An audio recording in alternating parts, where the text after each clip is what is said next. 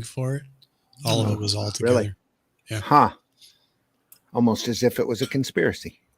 Yeah, basically. Wow. It was lizard people. Lizard people. Had to be.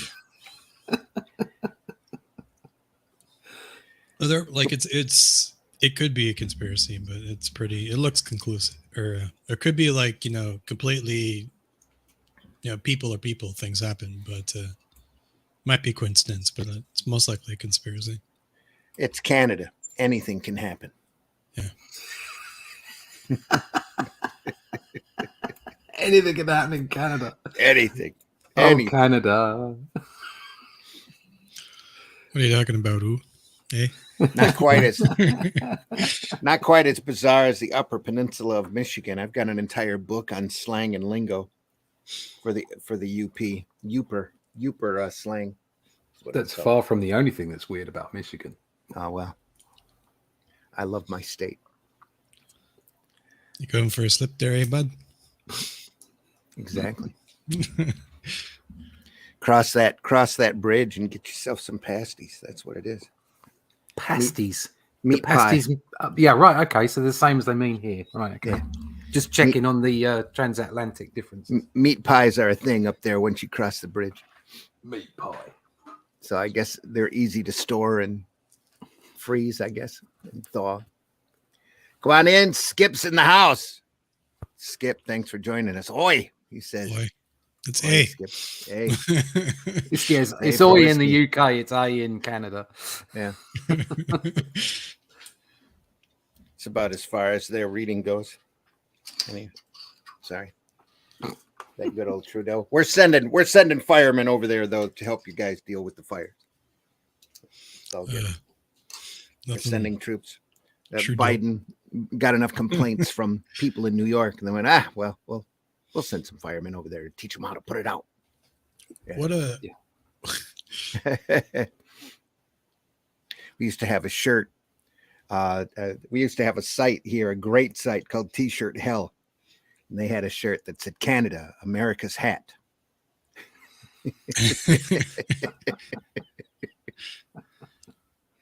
Come on in, everybody. Come on in.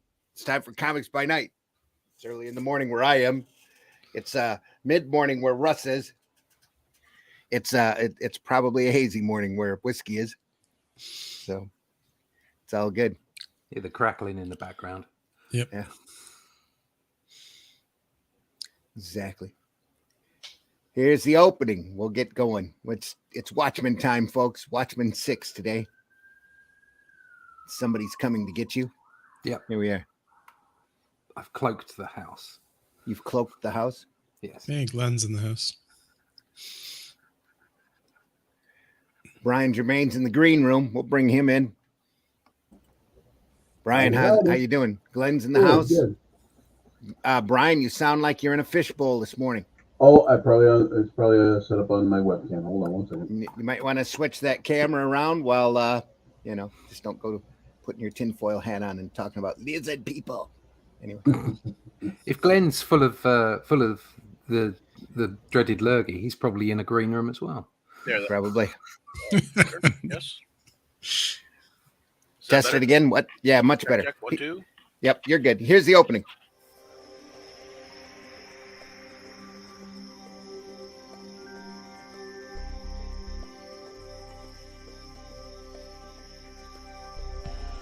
What was that? This is not a charade. We need total concentration. Now, once again, this time, with theory.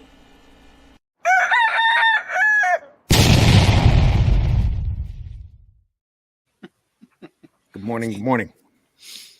Here we go, going full screen. I hope. There we are. Looks good. We are looking at Watchmen 6 this morning. We are using the Watchmen annotated book where we have Watchmen in black and white. We have the original comic as well, and we also have the making of Watching the Watchmen by Dave Gibbons, Chip Kidd, and Mike Easel, it looks like. Yep. We're looking at pre-production drawings for Rorschach and the psychiatrist. The original roughs for the cover.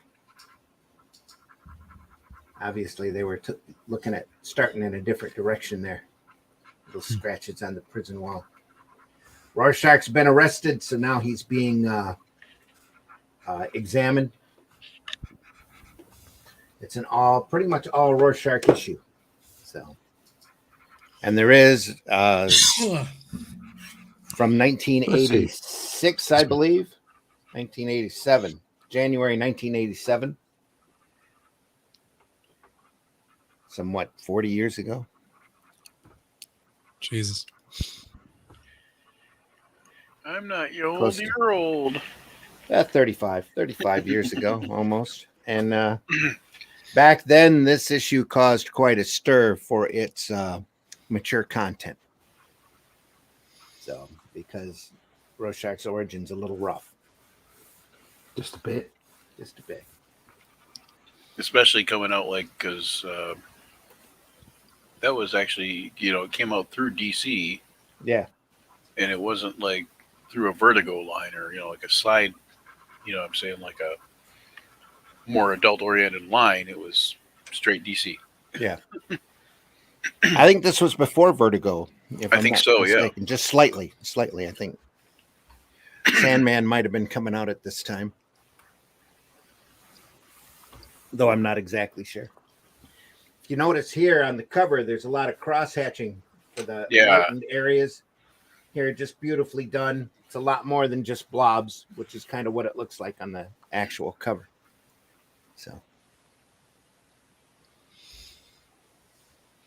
Then we go right into the Rorschach blotch as he's here examining Rorschach.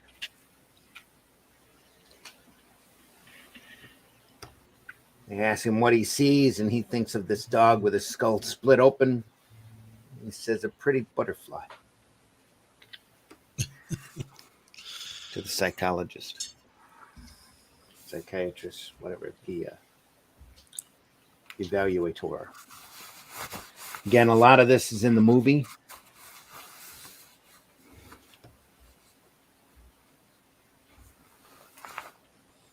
The abyss gazes also.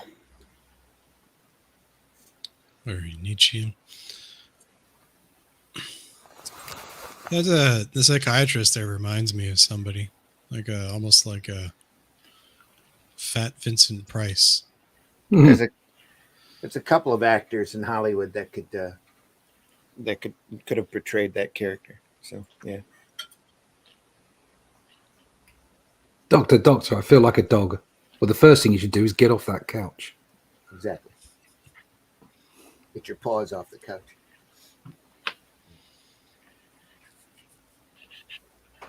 Can you see a Rorschach blotch and reminded of him looking in on, I believe it's his mom and his stepdad. Or his mom and I don't know if she was a prostitute or I not. would say, I Yeah. think I his think mom you're and right. a I think it's a gentleman prostitute. collar. mom and his John, and her John. Yeah. Yeah. Or at the very least, one of many boyfriends or something. Maybe. Mm. I'm pretty sure it was a good John. Yeah, I think so Yeah. too. Yeah. Can't remember though. And again, we've said it the last 5 episodes as well, given he's here at the top of his form. Alan Morris here at the top of his writing. There's a lot of symmetry, a lot of imagery flow to it. It's incredibly well thought out piece.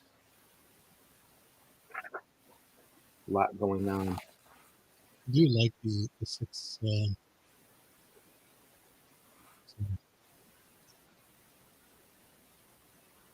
The 9 panels. Are you there? Whiskey? Yep. All right. Yeah, you're real quiet. Yeah, the 9-panel grid. You were cutting in and out. Yeah, I was saying I really like the 9 panel. It's just it's elegant, simplistic. Tells the story quite well. Yeah. Not a lot of newer comics, very chaotic. There are panels all over the place, different angles and stuff. But as for a sequential storytelling thing, you can do quite a lot with just with what you got here, and then put emphasis on the something important by, just doing like Yeah. one middle panel or one top panel. I think there's knocking the gutters out however you Yeah, need. Yeah. there's two ways of doing it. I mean, if you look at some of the stuff like Adams or Starlin and how they really crazied up their work Steranko. with layout, Steranko and what have you. They did amazing things with layout, but they Yeah. did it well. It worked. You can just throw in layout and it doesn't work with the sequential art. I think if you look at the masters of sequential art, they really are. They're either able to create excellent storytelling and full-blown storytelling through just using simple panels, and it's the content of the panel that is the most important thing. That's all there is to it. It's like it's this. You look at some of the old stuff by Kirby, some of the Buscema stuff, and they're really simple panel layouts, and it's the content of the panel that's most important. Right. But then you look at someone like Adams or Starlin, like you say, Steranko, and their layout is just amazing, and they're masters in their own right because they're managing to do that with the layout as well without confusing it too much. But either way, it's a matter of what the content of the panel is, and you can have the craziest layout you like if your panel isn't, if the content isn't correct, if it isn't working, if it isn't telling a story properly, then it doesn't matter how good the layout looks. It's useless. If your composition's not guiding that eye. Yeah. And so the purity of the scene selection and what have you in a 9-panel grid like this sings just to how good the sequential art is. And again, everything on this is incredibly thought out. So every panel every page is regimented. Every page is, got thought behind it. You can everything is considered here. You can really see just how well it works in this particular piece with the like the mom slapping Rorschach around, or young Rorschach around, just like one panel and the next panel. Just looks like it could easily be hits him twice or it hits him once, or Yeah. If that had happened during the New 52 age of DC, Rorschach would have been a supervillain. Because they did a entire month of villain origins, and every last one of them got beat around by their parents. I mean, he's sort of a hero, but like doesn't more portray Rorschach as a kind of like not a good guy. Maybe. Well, that's the thing. That's the thing with Watchmen is nobody's a good guy. remotely heroic in this book. Nobody. And that's part of the point. They're examining what a superhero actually is and how it would be in the modern world. Yeah. So outside of a few socially relevant comic stories, you really didn't have this kind of a treatment. I mean, you had Speedy turning into a junkie, and you had questions of race and Green Lantern and drug abuse and Spider-Man, but you didn't have it. Don't forget alcohol abuse and Iron Man. Well, yeah. By this point, I'm pretty sure you're right. But this story really turned the table on that and asked, if we were in the real world and this had happened back in the 60s, what would have happened? And how would the world have been? How it would have changed the world? Dysfunctional superheroes. Well, most humans are dysfunctional anyway, Yeah, in one way or another. Yeah. None of us are perfect. Yeah, it was basically like essentially all the the heroes are just humans with powers or abilities, right? Yeah. And so, except for Dr. Manhattan, who is once human and now kind of maybe not, but It's more like humans with gadgets. Yeah. yeah. Yeah. The only one with semi-heightened ability was Ozymandias, and that's because he put in the time and the effort to study and learn and become you know, the ultimate human. And even that doesn't work out well. Anyway. Rorschach in prison.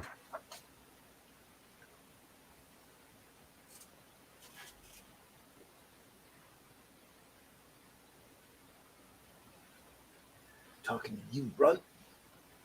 You know what's the matter? You for something? More abuse as a kid.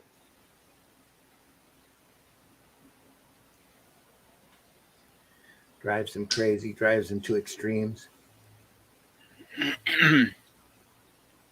Takes a guy's straw and jams it into his eye. Gets into a fight, starts biting. What a thing.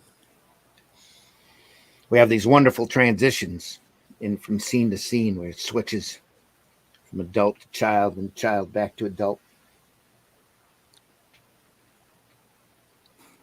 Takes no prisoners.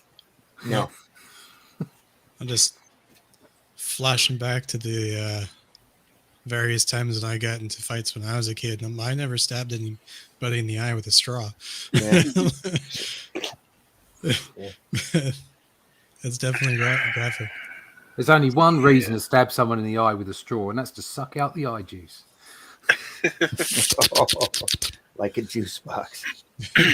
No other reason whatsoever. It's just any other reason is a waste. Yeah. What are those Capri Sun things called, or what are the Capri Sun. those drink pouches where you pop the straw through the? Yeah. Can I have a Capri eye, please? Jesus. Oh, that's terrible. Trying to see what they say in the annotations here. But, they're talking about panel 4 with the eye gouge. Quite the motif in some comics. I just love Especially that covers. bottom middle panel, that stark like contrast thing, going on with just like there's some craziness going on there for sure. You know what I'm saying? Like, You can just see his eye flicking, can't you? yeah. Yeah. It's the one eye's twitching. Yeah. Then the comic, it's almost pink and purple. Make them all pay.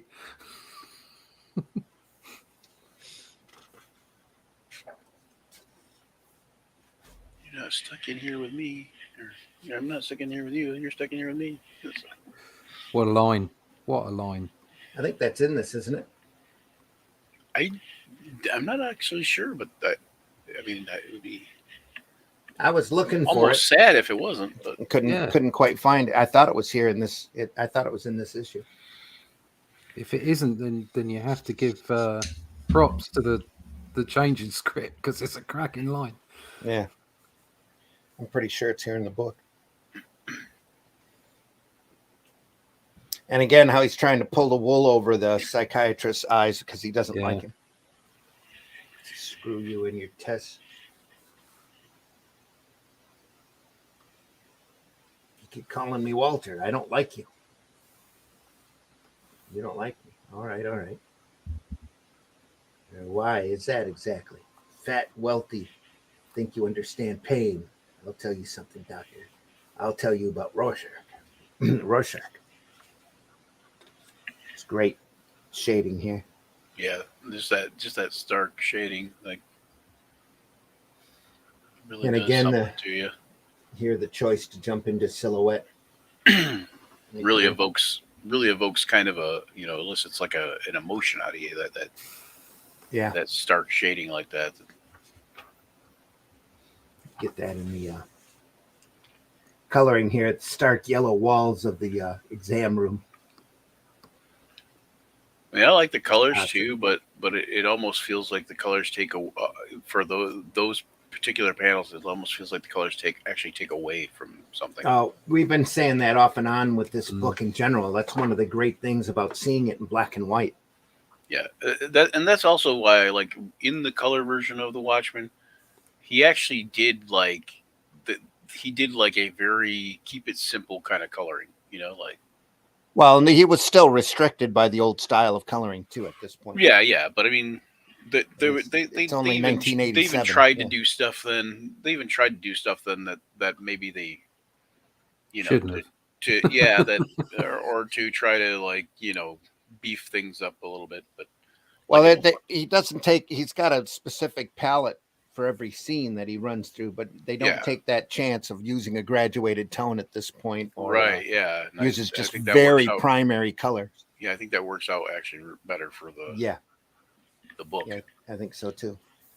I wonder if the silhouettes are an intentional kind of like, obviously they're intentional in some way or another, but I wonder if like it's entirely accidental that the silhouettes kind of remind you of the Dr. Manhattan being vaporized, right?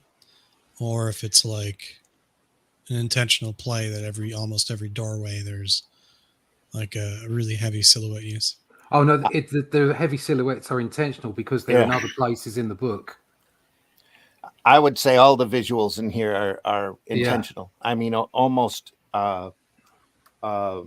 created to a nth degree, or very anally intentional. Well, Yeah. There's a lot of motifs running through, like the couple Yeah. in silhouette, the eyeglass that we talked about before, which ties into the button with the blood smear on it. This really is a prime example of what the full possibility of comics as a visual medium and a storytelling medium can do. and isn't that Rorschach in on the left page, the far right panel on the left page? What is it? Page? No, other side. Other. Here? Yep, right there. That page. Isn't that Rorschach down in front there? Yeah. In that panel. Yeah, right there. Yeah. And so I was kind of thinking that maybe that the silhouettes relate to, like, how he saw his mom with the John and the silhouette, and I kind of think whenever it shows Rorschach from behind looking onward to something, I think it's supposed to kind of denote like maybe that's his memory of the thing. Like that's his Mhm. memory's a little foggy, but he remembers it was a man and a woman, or I definitely think there's a connection there, because you see him walking into the buildings and in earlier issues, and the silhouette is down by the side of the building, Yeah. and it's while he's walking in. So I'm pretty sure you just see them with him. So I think they're definitely his apparitions, if you like. They're following him about. Yeah. Which again, like exactly as Brandy's saying, but incredible storytelling in a comic book. Yeah, the notes here on the side tie back into the headline here on the 6th panel. Yeah. Woman killed while neighbors look on. Apparently it ties back to an actual case. Which was probably really huge back in the day. Like, that wouldn't happen, or wouldn't it be very rare nowadays? That's like regular Saturday morning. You're like, oh, okay. What's the next horrible story we're in here? You're getting muffled, Whiskey. I was saying that, or I apologize there, but I was saying that that story would be like back in the day wouldn't be very commonplace and be very shocking. But compared to today, it's it's like a regular Saturday morning, something like just as horrific as in the news. Sad but true.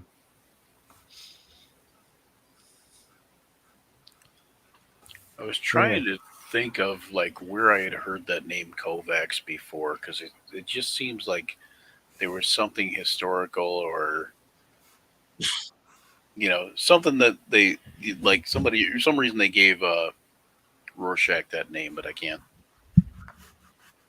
think of why. It's one of, it's a name that you think I've heard that. It's very much so like that. That's because of the test. That's springing off of the question with a blank face.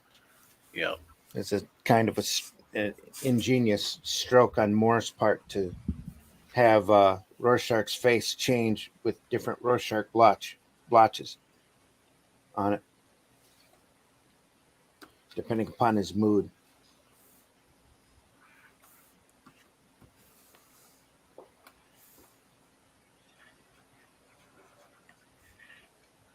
still looking for that. There's some great panels coming up here. Notice the blotch, the stack of test files there. It ties back to the cover. You know, in that left panel there on the bottom, I'm not 100% sure, but there isn't a lot of, left page, left panel. So Over like here. you see with the worm's eye view or looking up Mhm. the building, you don't see too much of that in the book. It's No, mostly the opposite direction, looking down. but this is his apartment. This is his apartment building, and it draws a direct correlation to the prison. Yep. Gives you almost that prison feel to it. But it's the angle that I can see what Whiskey's getting out there. Like we were saying early on in the episodes, there's a very straight on camera to so much of this. It's all at like hip or eye level, or a lot of it is, and it's because when they do want to highlight a particular angle or make a janky visual to pop out, it pops out even further. So they've taken the simple 9-panel grid, okay, and they've taken this similar camera angle to the passive action, as it were, to the storyline, to the beats, and then you'll get those two panels. So you have the big panel, say early on with Dr. Manhattan, where he's giant, and it takes up like a third of the page or whatever, and that pops out because it pops out of the grid, okay, as well as the fantastic art on there. But also that has an odd angle to it as well. You're looking up, yeah, and those two panels pop out because they're at an angle which is similar to the other angles. So they're able to highlight particular panels with both layout, as in the 9-panel grid turning into say a 6, all right, or something like that, and also with the angles popping away from the kind of the humdrum of the straight on look that they've got going on. But even that is clever because they're zooming in and out from different positions around the same level of camera angle. So there's just so many levels in this. There's so much depth in it. It's incredible. Yeah.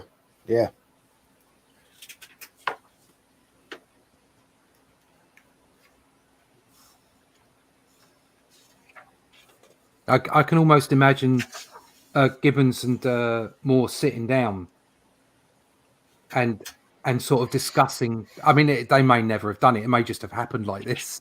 He's just drawn it, and he's that good. But it wouldn't surprise me if they'd had a discussion about it. It's like, how are we going to pace this? What sort of camera angles we can use? Because it's it's like he's not adverse to putting in lots of different angles in a very classic way. Right. So this is it's obviously focused and on purpose.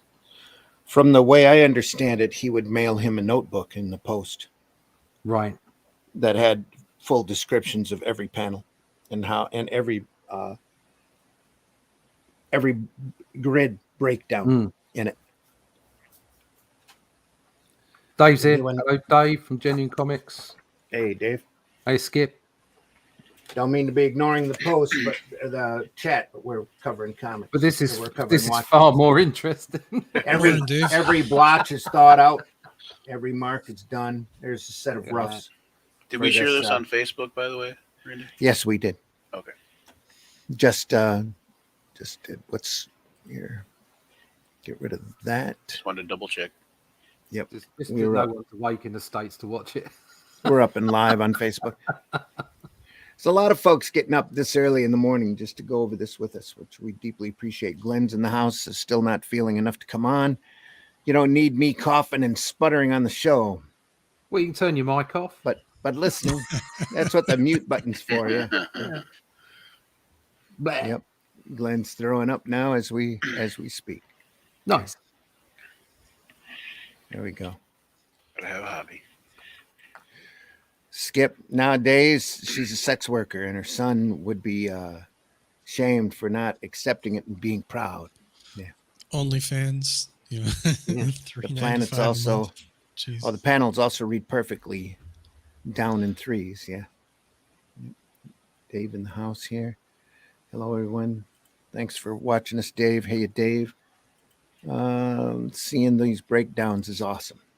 Yeah, these books are incredible. That's why we're going through this issue by issue. We have this reference material, breaking everything down. There was script in here somewhere.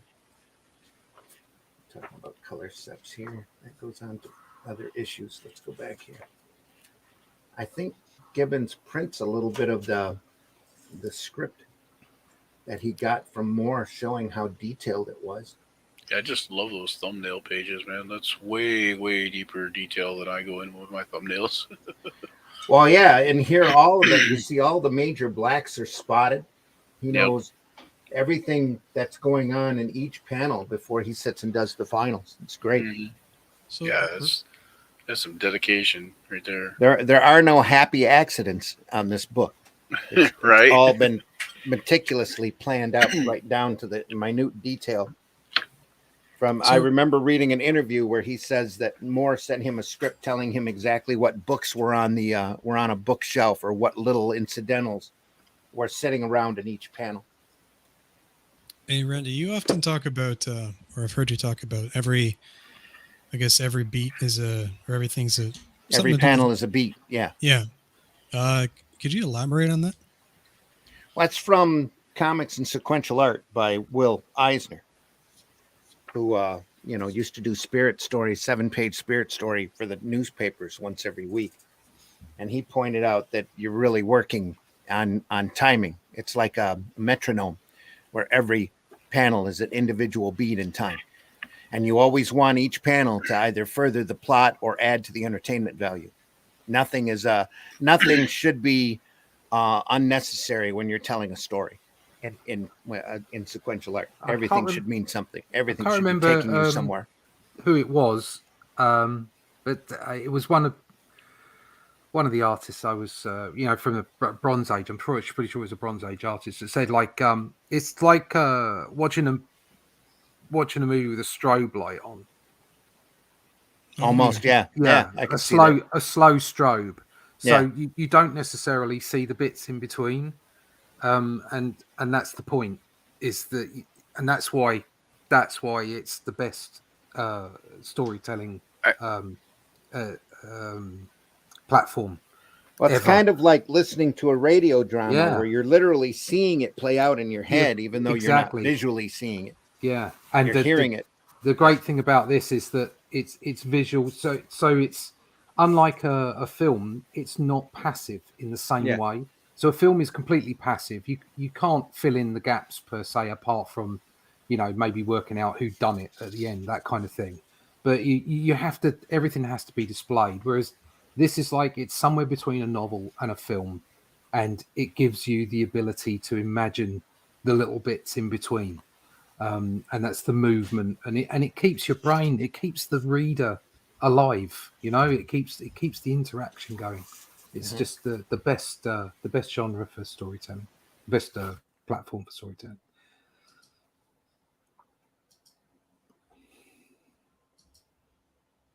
And again, this goes back to what we were talking about here at the end. Look at what a great shot here. The beautiful line work back behind and the solids on the shadow. Look at he's not like taking it completely to black. There's just that little bit of cross hatching in there. Yeah. It's just gorgeous. Well, this is where it's starting to strike home how stark Rorschach is and how violent. As it says, goes back over that line. You're locked up in here with me, he said. All right. He's right. Absolutely right. I got this book a while back, and it's actually a really good book. It's graphic novels for dummies, or Complete Idiot's Guide to Graphic Novels. Something along I could those do lines. one of them. And it's Nat Gertler and Steve Lieber, but it talks about how something that this book does immensely well, and it talks about how if you can start every first panel on the page as a hook and end every panel as a page turner, like if you look at this book throughout, every first panel is like just wow, you've got my attention, and every last panel makes you want to turn the page. Like makes you want to go, oh, what's going on next? Like it's just amazing. Like It's pretty solid advice, right? yeah. What is I mean- what's the most, if I could ask everybody in the room, what's the most boring comic you've ever read in your life? Like something that's just so horrifically bad as far as sequential art goes that stands out above everything else. It's not bad by any stretch of the imagination, and it's kind of a landmark achievement. But everybody in working in sequential art, or everybody that's interested in comics as an art form, needs to sit down and read American Splendor by Harvey Pekar, and a number of artists, including Crumb, did some of those stories. It is the most intentionally mundane work you've ever read. Yeah. It's about a janitor and a dead-end job just trying to get through life, and the different experiences that he has while doing it. Yeah. If you're going to go for like actual boring though, I would have to say it would be one of the like 70s slice of life comics, but I don't know which one it would be. More like the 2010 slice of, because a lot of people tried to imitate what Pekar was doing. Right. And for like American Splendor or whatever. Yeah, and they didn't quite make it. A lot of that stuff gets to be tedious and boring. I'm going to be positive here.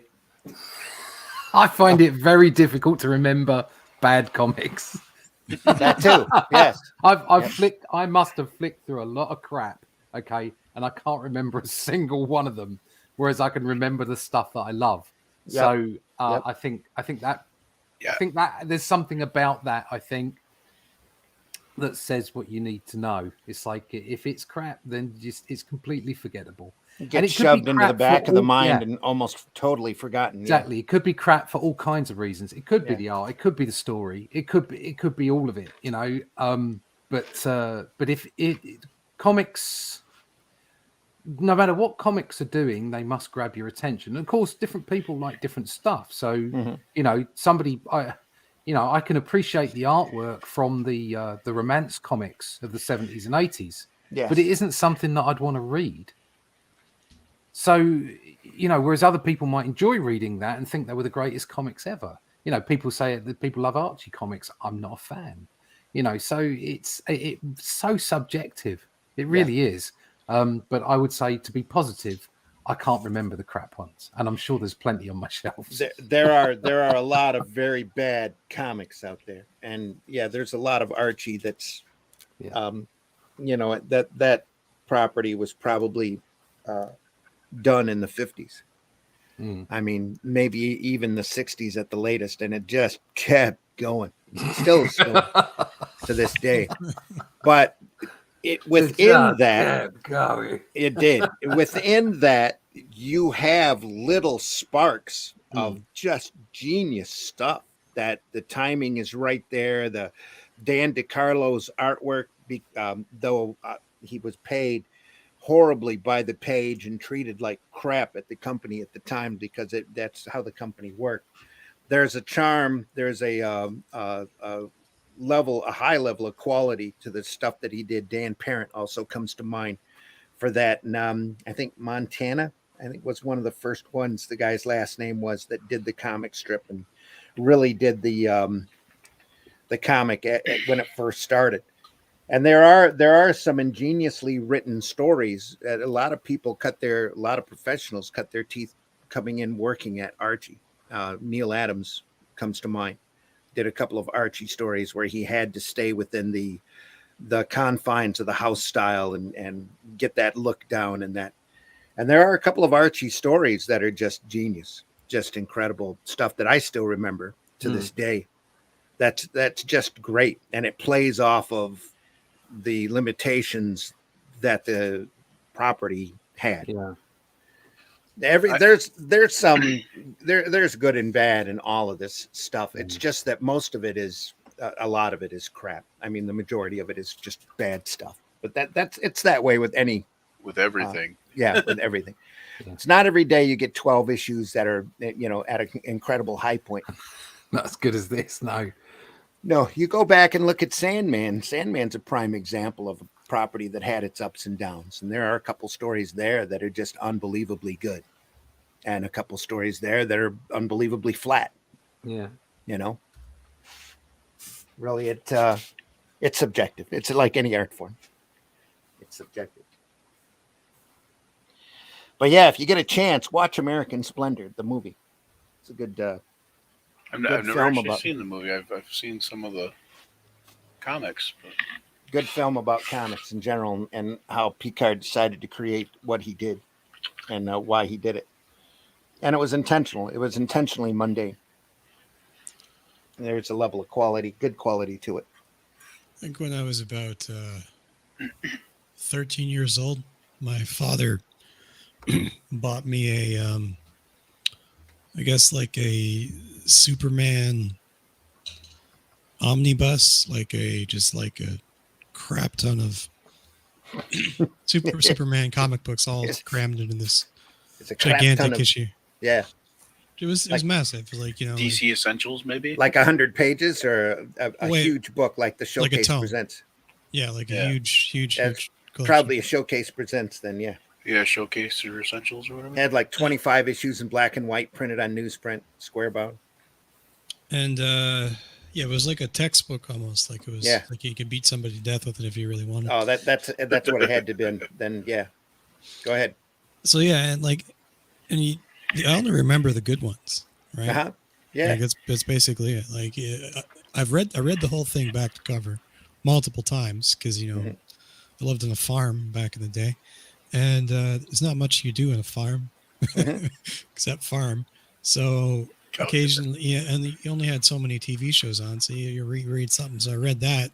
I read it a couple times, and And they only came out on specific times. You had to be there. Or you missed it. And your Uncle Bob got angry when you tipped his cows. so I can only remember about 5 stories or 5 pieces of art from the whole thing, right? And Mhm. like it just, so it's it's what you forget, I guess. You don't really think about. Well, when I was a kid, it got sick. My dad actually brought home, stopped on his way home from work and picked up a Walt Disney Comics Digest that I still have a copy here. Not the copy that he gave me, but I got a copy of it later. But I still remember every story in that book because there was nothing else for me to do other than lay on the couch and be sick or Yeah. read that book. And there's it was a great issue, actually. It was an Alex Toth, I think it was a little Captain Nemo story in it. There's Pinocchio was in it, and Carl Barks' Uncle Scrooge story in it. Super Goofy as a superhero running around in red underwear. It was a great issue. But, Super goof. Yep. Hey, everybody. Yeah, exactly. Here we've got that eye motif, only it's a coffee pot. That fisheye lens Yeah. working the same thing that with the button and with the jar of nostalgia that we'll see later. And here it is, a coffee pot. He's pouring coffee, going over his notes, slowly slipping into the madness. Anyway. Speaking about madness, this morning I was trying to make coffee, and the basket was like the hopper or the basket, or whatever the you put the coffee in, right? Mhm. So that didn't sit properly in the coffee. I'm trying to make coffee, and I'm looking over. I'm like, what's going on? And then it's like overflowing and like steaming everywhere, and I'm like, oh great. Too much water. No, just Block because the- the Block basket the was filter. yeah, and just over. I'm just like so I'm trying to fix it, and hot coffee everywhere, and burning myself, and eventually I sorted it out, and we have coffee with little grains in it, but is what it is. Mitch Gerard's Mr. Miracle was pretty rough, famously repetitive panels. That's what they call being lazy. But anyway, Lazy. lazy. Glenn says one of the most notable things about Watchmen to me is the absence of sound effects. Yeah. That's another reason it works so well. This is no ordinary comic book. It's a work of art, literally. Yeah. Yeah, it's one of those books that you can read, and while you're reading it, you forget that there's even words there. You know, it's like Yeah. it kind of blends so seamlessly with the Yeah. scenery that you're going. It's almost like it's like somebody already said this. It's almost like you're watching a movie. You know, Mhm.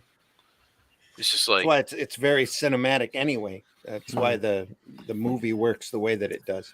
yeah, and it really lets you get into your own headspace with it too. You know, like Yeah. That's why I'm glad Randy's doing the narration on this one, because a lot of the time I'm just sitting there looking at it, and you get into a zone. You're like, okay, Again, the It's 9 easy to panel get are lost broken in it. up for the important panels, the setting of the stage with Rorschach in line, and then of course the ultra violence. yeah, and then he's throwing like a hot food tray at his face, and I like how they end that panel with the hot food tray, and then of course it's hot coffee next panel. Yeah.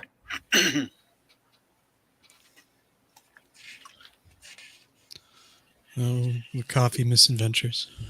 And again, here use of color, the light source. Here really comes through. The bright yellows used to bring that out. It's kind of nice.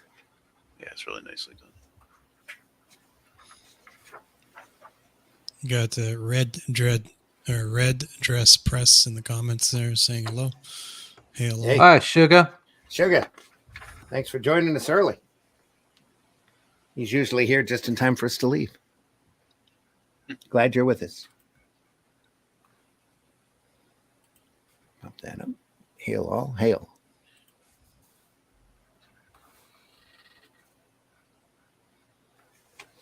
A lot of tight shots on Rorschach's face in this issue, depending upon the effect.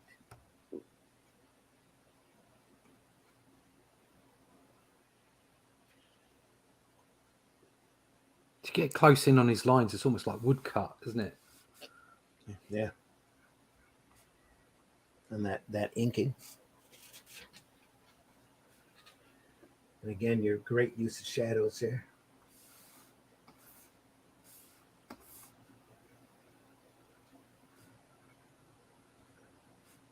Nice shot there. Look at that panel. Very, very strange, or not strange, but like you talk about juxtaposition a lot. Mhm. Like when he's Rorschach, he's very, very mobile, but when he's himself, he's like unmasked. He's well, obviously he's captured, but he's not very animated. Subdued, isn't he? Yeah. Yeah. It's because he's not his real face. Yeah. Yep.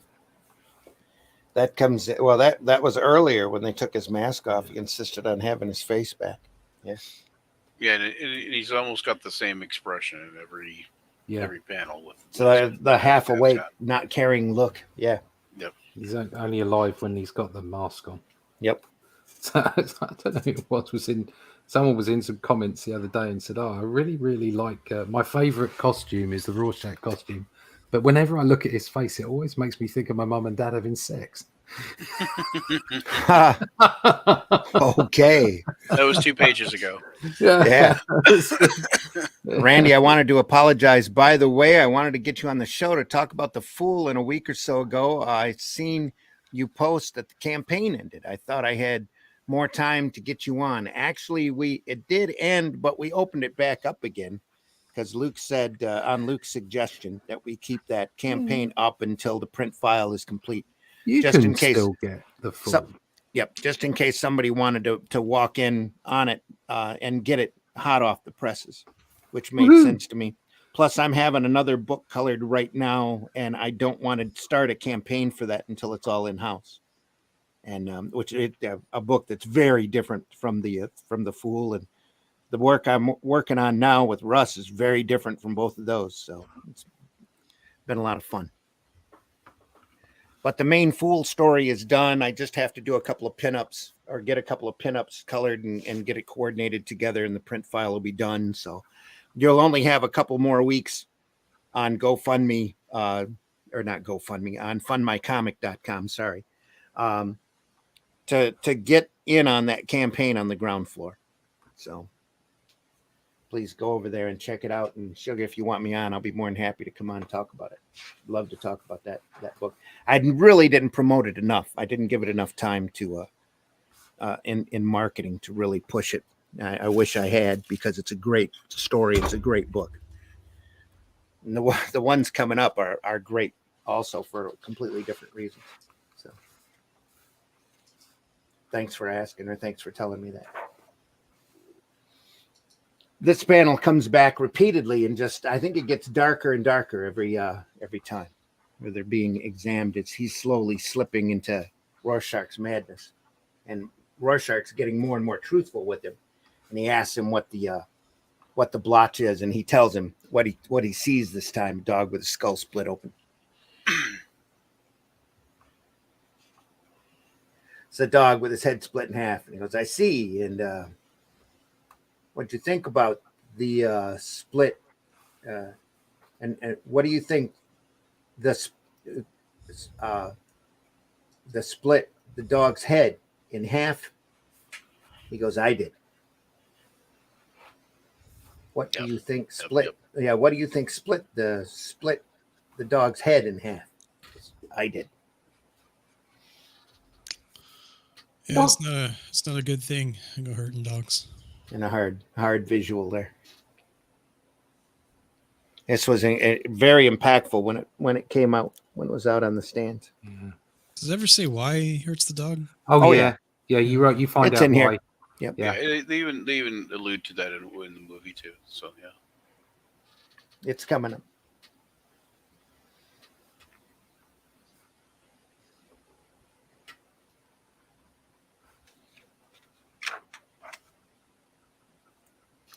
Back to the blotch in the cover. This is where he's explaining what happened. He was out on patrol, walked into a house. There were some mad dogs there. He had to put one of them down. Because he was tracking the paedophile, effectively. A pedophile, Yeah. Yeah. Here are the ominous cutting materials on the wall. Yeah, and so I don't know. I don't know if it's okay to spoiler this or We'll get to sure. it. We're getting yeah. there. So I mean, it's been out for a while, but basically what it is the pedophile once he did whatever he did with the kid, he cut the kid up and fed it to the dogs. So that, and he's burning the clothing, which is what he Yeah. finds in the. So obviously it's not the dog's fault, but No. but it was part of the frenzy. Well, he over. also kind of felt like the dog was ruined because Yeah. the pedophile did that. Ruined it. Like Yeah. Yeah. He effectively put the dog down. Yeah. Yeah. he basically made he's saying that basically the pedophile made the dog an accomplice. Yeah. It's a hideous story. It is. Yeah. Oh, it's rough. Yeah, it's terrifying. And like in Psycho, you don't really see the violence, but it's definitely inferred. You see the before and after. Yeah, and the bone there, the leg bone on the bottom left page Yeah. is supposed to be the leg bone of one of the victims of the pedophile. It's it's creepy. And this is a look of surprise. Right. Every blotch shock. blotch was researched. Yeah, shock. Yeah, shock. Yeah. Every blotch was researched. Every blotch is intentional here in the book. Or did you imagine how? I mean, it doesn't matter where you get your reference from. The art is the art. This writing is fabulous. You imagine how much quicker it would have been researching all that stuff with the internet. With the internet, available. yeah. Oh, I yeah. mean, he must have gone through books and books and books in Oh, yeah. libraries, and Libraries, all yep. kinds of stuff. You know? Microfiche. And it's like you know, he would have had to have gone and found the appropriate place to go and look up, you know, the Rorschach mask Blotches, and the blotches. Whereas now you can probably just do a search on Google right now, and you'd get a whole bunch of references back as to what means what. It's probably It's, at least a couple of sites explaining what each Yeah, box is supposed to mean. Yeah. yeah. So Another the thing effort that's gone into the Oh, yeah. research and the you know the story form, absolutely amazing. One thing I wanted to point out that I just saw here in the coloring of the work is here when he goes to look at the cutlery material, the main blade here is blued out, almost making it stand out more. Well, it's along the line of the shadow. It's the shadow of the door. Yeah, Yeah. it's lovely. Open, Really yeah. nicely done. Yep. Incredibly well thought out again. Again, it's Yeah, just, you know, like that's actually almost literal foreshadowing. Exactly. yes. Well done. Yep. Yeah, he's really good. But yeah, just as much as we love this black and white, and you know, I prefer it. It's still a fantastic coloring job. Yeah. Oh yeah, It's a great piece. Everybody at the height of their abilities. You said Yeah, that before. yeah.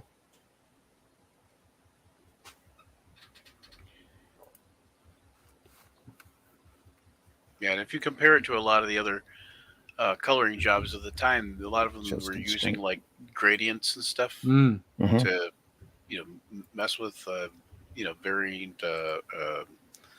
variances in the tone or whatever, the colors and stuff. And this is all just very solid, you know, or most of it, Yeah. you know, is very solid. And This it's is all about very choice of colour. simplistic, you know. It's like that. It's like it follows that whole keep it simple, stupid, you know, the KISS Yeah. rule, you know. This is all about choice of color. It's all Yeah. about color Yeah. palette, the Yep. way that the colors are put together, in what proportion, rather than what, you know, can I put a grad in there? Can I overlay something? No. This is, you know, the mastery of the color palette that's being shown here. Within the confines of the Yeah. material at the Yeah. time. Yeah. Glenn says Rorschach has that 1,000-yard stare soldiers have. He's seen and been responsible for all the horrors of the world and is now detached. Yeah. That's about the size of it, isn't it? Yep.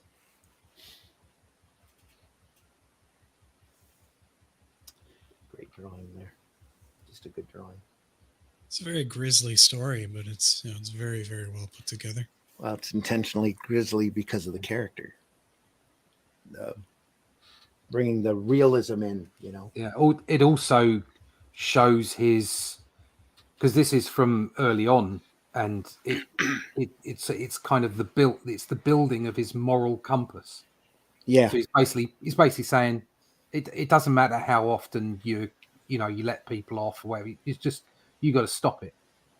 You got to cut it down, and you it's black and white for him. It really is. You do bad things, you get stopped. That's it. You know, Black and white, stark, just like the mask. Yeah. And it's black and white to him, and what this does is this kind of this part of his background underpins his moral code, underpins the way that he sees crime and society. Yeah. I mean, there's that great monologue of him saying, "I'm looking down and at the pimps and the criminals and what have you, and the scum, and they look up to me and say, 'Save us,' and I say no." And it's like it just that whole monologue is fantastic. Mm-hmm. It's very sharp too. Like it's almost like the blade is, you know, representation of the story. This story itself. Yeah. Oh yeah. It's like it's very cutting in a way. There's loads of meta in this. Everything's intentional. Yeah. Everything's done for a reason. Ooh. Go away. Yeah, and you can see right there in the top, you know, top left there, he's looking at the cutting tools. He's looking at the cutting board. He sees what tool was the most used tool on the cutting board by looking at the lacerations on the cutting board. Yeah. And he decides that tool must have been the cleaver. So when he figures out the dogs are eating the Right. victims. So, Yeah. so he decides that he's going to use the cleaver to sort of a live by the sword, poetic justice type of thing,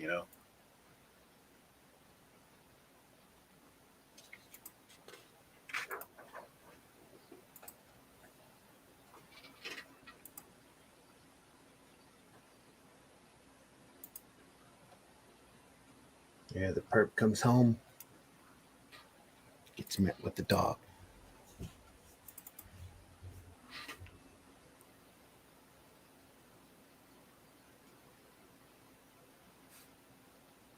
You can just see that tweed suit.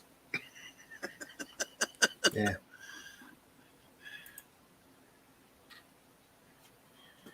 He's probably a used car salesman or something. I don't know. Said another great use of the beat here, passage of time, as he comes in and looks, and then has the dog thrown at him in the window and is trying to make his excuses and gets the other dog thrown at him. It's really a Yep. disgusting The other looking side. bloke as well. I mean, the characterization is fantastic. Yeah.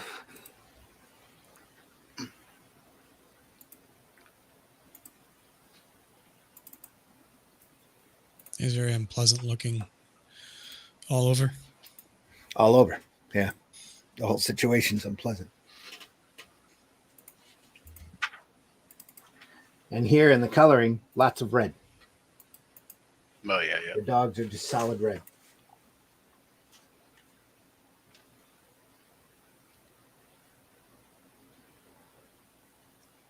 Very earth tone palette. You can, yeah. I mean, you can see it's kind of like you can see the styling because it was in Killing Joke as well. Mm-hmm. You can just see that it's done by the same colorist, like the way that those colors are put together. Yeah. No, yeah. I just picked up that Killing Joke not that long ago. Oh right, I think I mentioned that. Yeah, I think I mentioned that a couple of episodes back. For the first time? Just the trade, the hardcover trade or whatever it is. Mm-hmm. I got it for $15 at a books. Wow, that's good. Not Ollie's, but I mean at something like just a You'd have picked it up Small for comic $5 shop. at Ollie's. yeah, right, right. Yeah. I got first print of that, and the spine's starting to crack on it. There you are. But it's it has been flipped through many times. But I also got the noir version, which is slightly oversized, Yeah. and it's just in black and white. Absolutely gorgeous. So it would have been more striking if the pedo had been handsome rather than ugly. I don't know. Just fits the grittiness of the Yeah. and the I don't know what you would call it, the sheer degeneration of the character. I think we already have Ozymandias being like the most handsome man on the planet, and Yeah. obviously exceptionally flawed. Mm-hmm.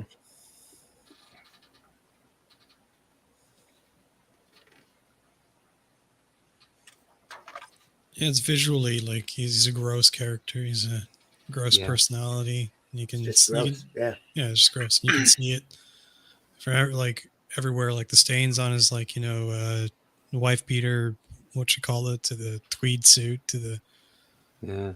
shape of his face and jowls. I love the jowls. Those so well It's thought out. in the film. Didn't he kill him straight with the cleaver? I don't remember, and I just think he watched the did. movie. Yeah. I think he did. I'm pretty sure he sunk it into his head, like he did with the Yeah. dogs. Whereas, Yeah, I don't remember. whereas here he's leaving him and so like he's burning the building, saying you can saw your arm off to get out of the building. No, I think that was in the movie. Yeah. Mm, It gives him Was the it? choice. Yeah. I thought he just killed him straight out. I'll have to look again. Here, what is that? Look, please, just say something. Hey, are you crazy? That's kerosene. Yes. Shouldn't bother trying to saw through the handcuffs. Never make it in time. What do you mean? Am I supposed to? Says, oh God. Oh, Jesus, no, you're kidding me. You have to be kidding. He drops the match. Yeah. It's Says just so stood- dark.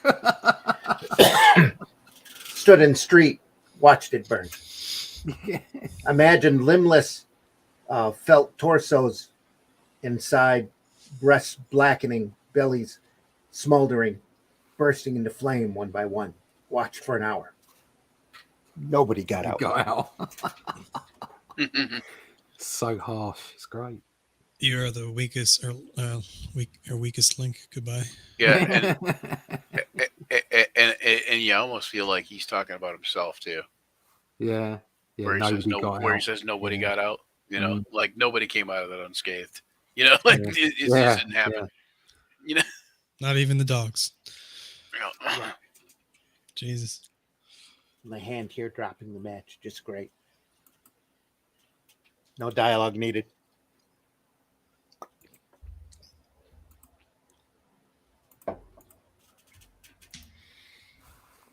I think the dogs were just basically collateral damage. It's really Hmm.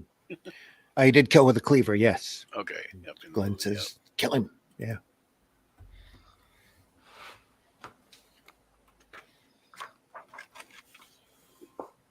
Everything burns.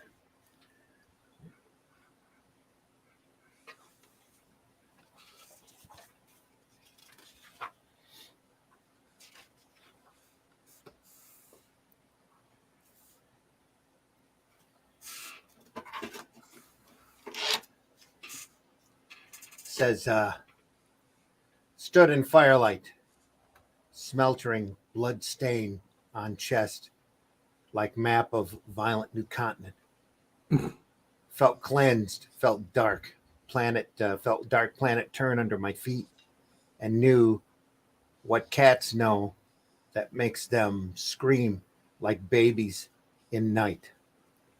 Looked at sky through smoke heavy with human fat, and God was not there.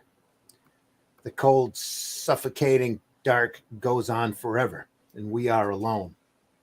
Live our lives lacking anything better to do. Devise reason later. Born from oblivion, bear children hellbound as ourselves go into oblivion. There is nothing else. That's dark. Very dark. His existence is random, has no pattern, save what we imagine after staring at it for too long. No meaning, save what we choose to impose. Then we tie back to the Tales of the Black Freighter. This rudderless world is not shaped by vague metaphysical forces. It's not God who kills the children, not fate that butchers them or destiny.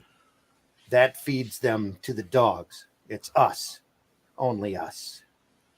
Streets stank of fire, the void breathed hard on my heart, turning its illusions to ice, shattering them. Was reborn then, free to scrawl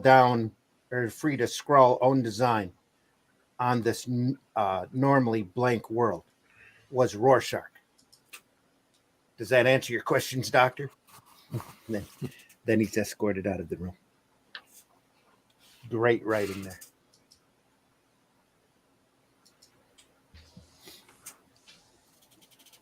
And then after dealing with all that violence, he has to go home and,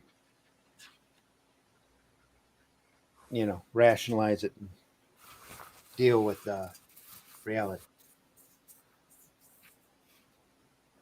Yep, and there's the couple in the silhouette again on the top right.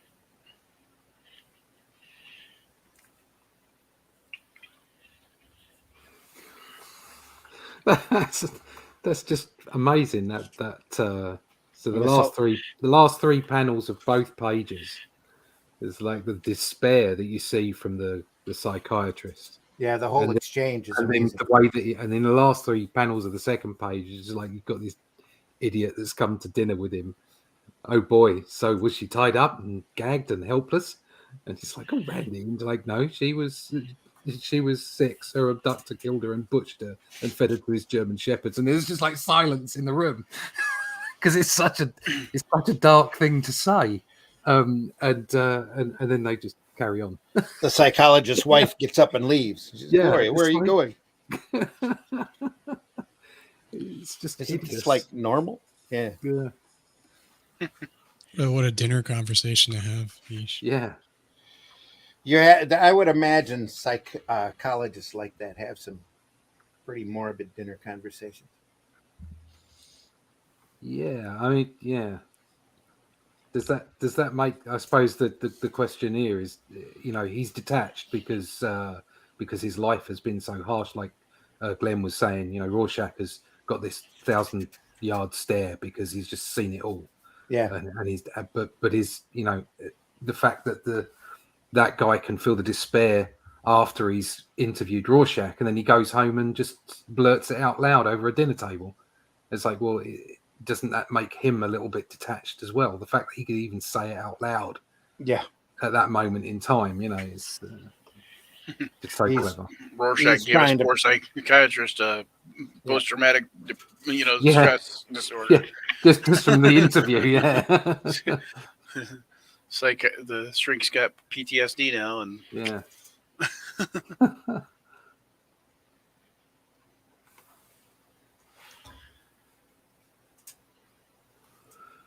Yeah, from the notes of Dr. Malcolm Long, October 28th, 1985. Walked home along 40th Street. A black man tried to sell me a Rolex watch. When I kept walking, started shouting, and there's a couple of N-words used there. Ignored him, bought paper. Russians claim that fighting spilling into Afghanistan was accidental. Nixon says U.S. will meet continued Soviet aggression with maximum force. Inside article on nuclear alert procedure. It says that, and we're back here to that silhouette here. Yep. It says that any dead family members should be wrapped in plastic garbage bags and placed outside for collection. On 7th Avenue, the Hiroshima lovers were still trying inadequately to console one another.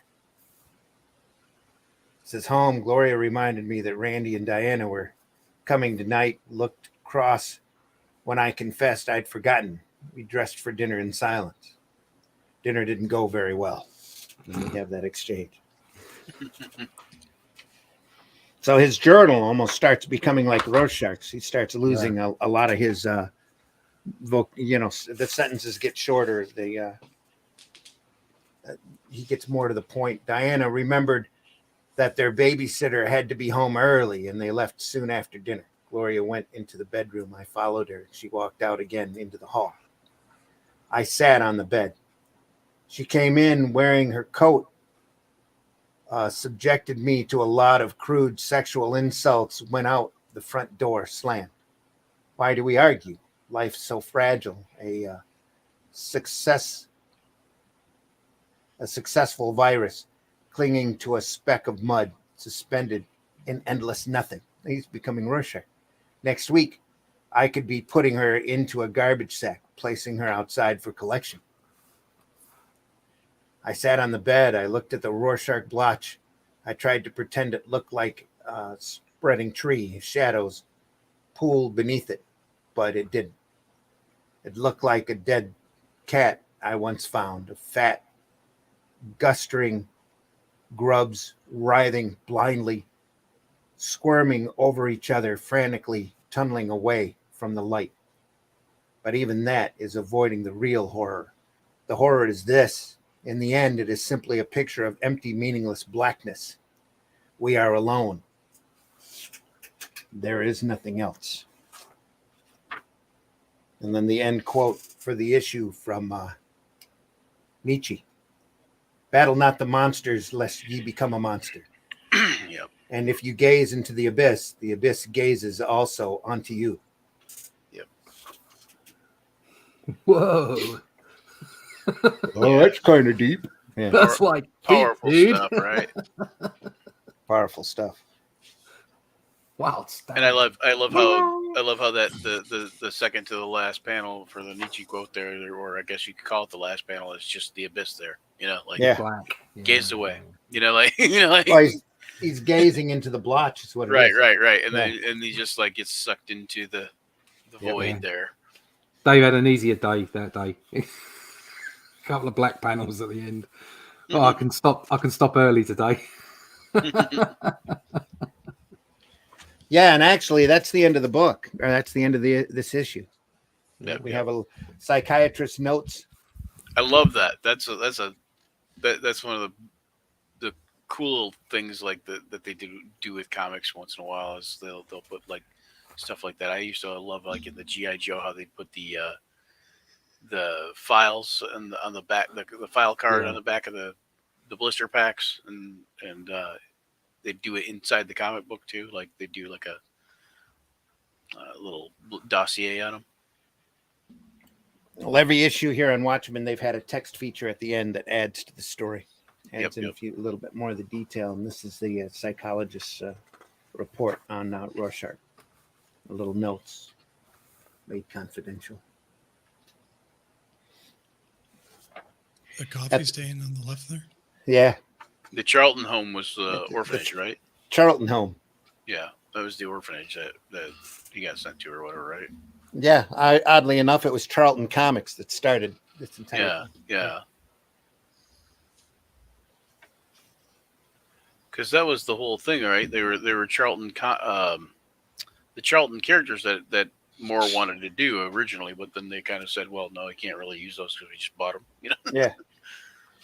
The letter reads, it's a letter written by Walter Kovacs. So Rorschach. My parents. I have two parents, though actually I don't have any. Never seen my mom, but never see my mom, but that's okay. Although I would like to see my dad sometimes. I have never met my dad, and I would sure like to. He had to leave our house when I wasn't even born. I guess because he couldn't get along with my mother. I would have done the same if I was him. I used to ask my mom about my dad, and she doesn't talk much about him. His name was Charlie, which is short for Charles, although it has the same number of letters.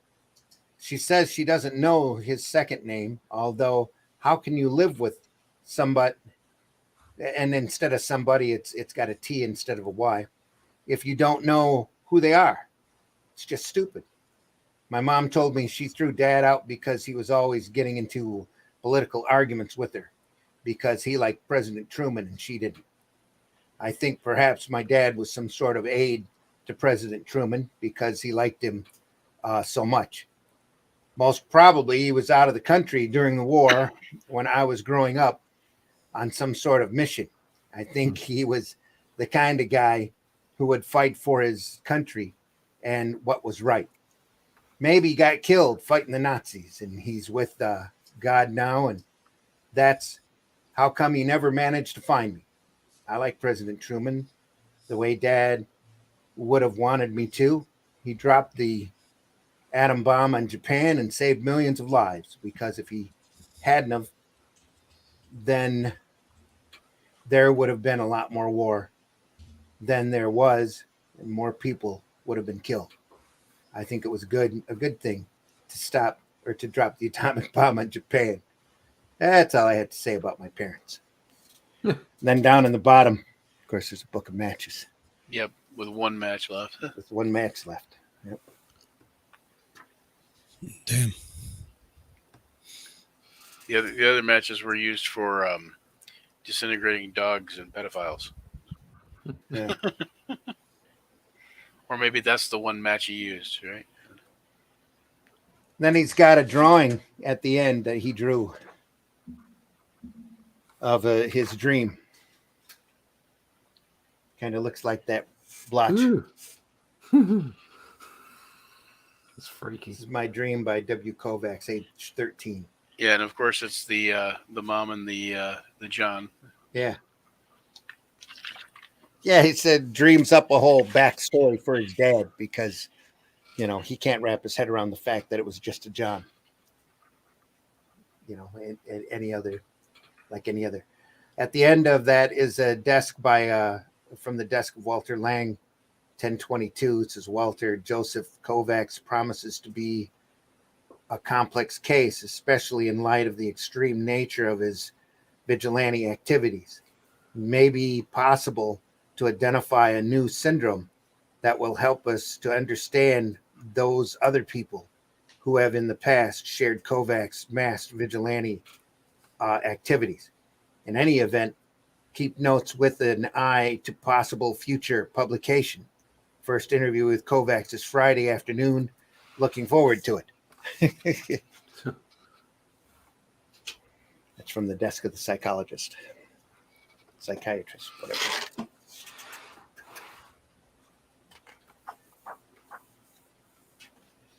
I think on the prep book, all we have here are the rest of the outlines, the rest of the roughs.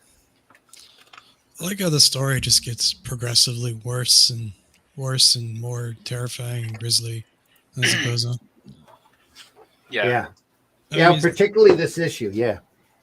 what and like it still starts out grisly. Like Mhm. obviously you start out with the comedian, right, and the bloodstains, but that could be in almost any comic, but it just keeps getting worse and more existential and more screwed up every panel. Yep. Once again, folks, we've been going through Watchmen Annotated in black and white. The entire 12 issues are reprinted there. We also have Watching the Watchmen by Dave Gibbons here, as well as the original books themselves that we've been looking through. And the Watching the Watchmen, that's the one that has the breakdowns? Yes. Because I'd like to get that, I think. It's done by Gibbons. It's got a collection of his notes. Yeah, I His think breakdowns. I'd like to get It's really another well done book, especially if book. you're into Yeah. sequential art and the production of sequential art. It's a great book to have.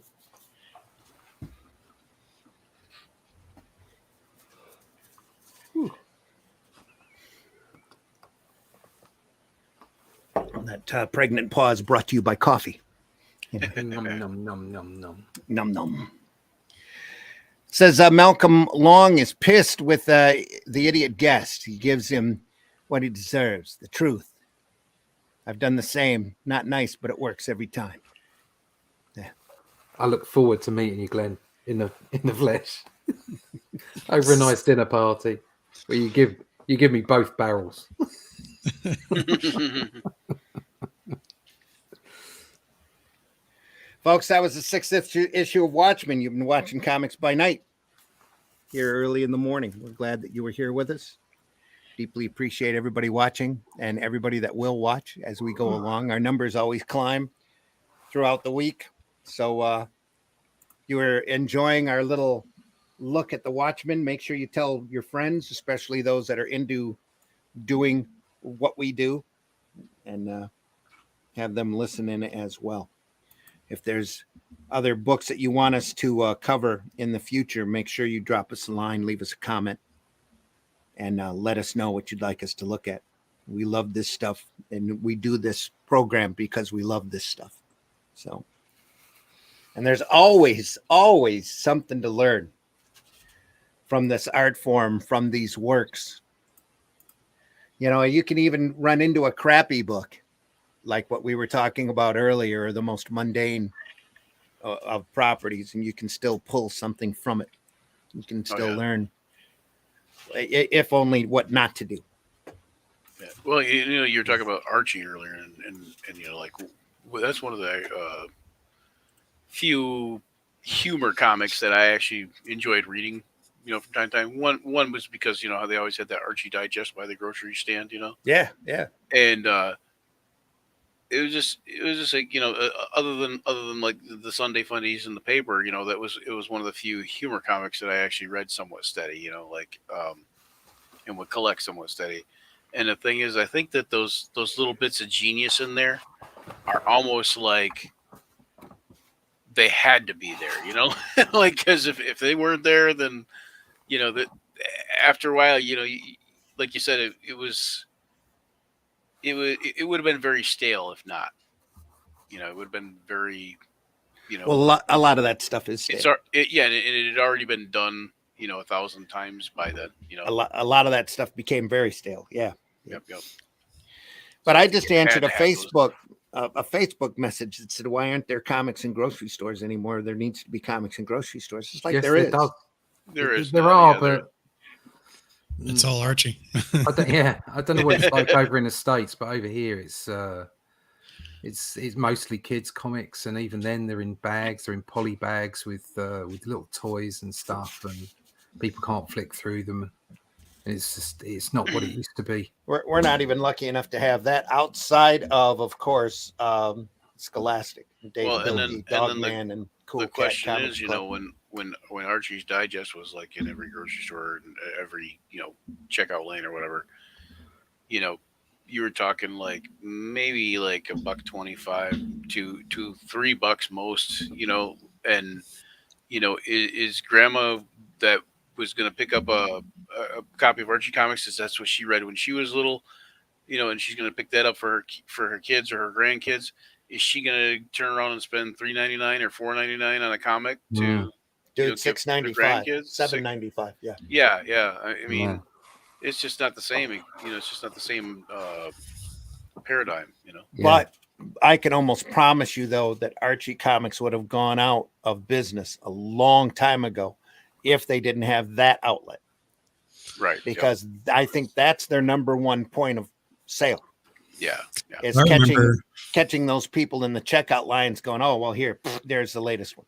And since they were the only ones in the Exactly checkout that. line, there wasn't much competition there. You know, so Well, they tried to do Marvel Digest there for a while when the MCU was out, which is a very smart thing to do. It's just that the reprints that they had were so disjointed and terrible, especially in the back.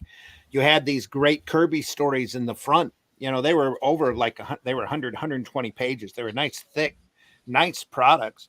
It's just that the back half of the book were all Marvel Adventures stuff from the 2010s that were Photoshop colored, made for white paper, and it was printed on newsprint. So everything went dull. Everything went just abysmally dark.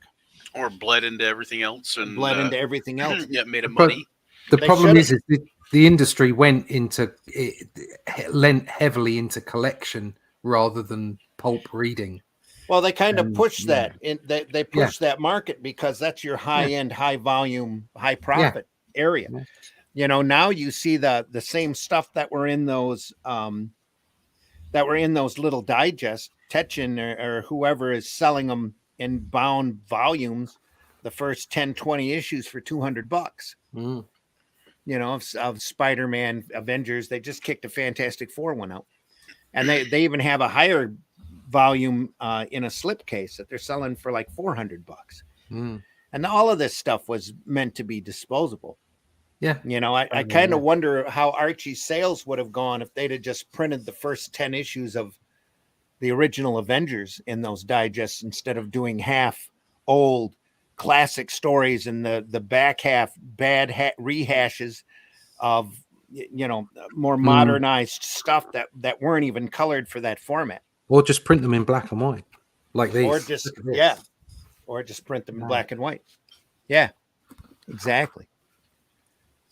Yeah, there you go, blowing that up. So this is a smaller page size. This is a standard comic book page size, really. Yeah. But I have the magazines that are magazine size rather than comic book size, and I use those to flick through for reference. But this is a reading copy now. And because for 30 quid, so about $40. Yeah, and because Dark Horse reprinted them as opposed to Marvel for the bookstore market, they're not nearly as edited. No, it's great. It's exactly like the magazine. It's exactly like the old magazine. There's nothing edited out of it. It's brilliant, absolutely brilliant. Yep. Glenn in the chat there, he says both barrels. I've got a Gatling gun. That doesn't surprise me, Glenn. I'm not shocked. You say that like we're supposed to be shocked. Yeah. So we totally believe you. Yeah. So I remember back in the day when, you know, just like I was a little knee high, and my father used to read Archie comics all the time. Like I don't know why he liked them in particular, but and then I read them too because my father read them and I picked them up and they're not bad. They have their moments, and so like naturally There was a lot of quality and charm to them back in the 60s and 70s. So naturally, when I was like in the store with my mom or whatever, and she'd be would be at the checkout line and be helping her with the groceries, I'd see like you get the candy rack and like Archie's Digest right beside it, right? Yeah, And right. you get one or the other, right? Your mom's not going to give you both, so you pick up. Sometimes I pick up the Archie thing and be like, oh, I'll like this. My dad will like this. It's a good thing. Or sometimes you pick up the candy, right? Yeah. So, Yeah, I kind of felt like when I was reading Archie was like probably back in the 80s or whatever, and by that time it was already essentially 30 years outdated, and so, but I found a sort of almost a humorous quality to it then, because it's like even then when it still sort of tried to take place in the same time setting, so it was like, who talks like this, Yeah.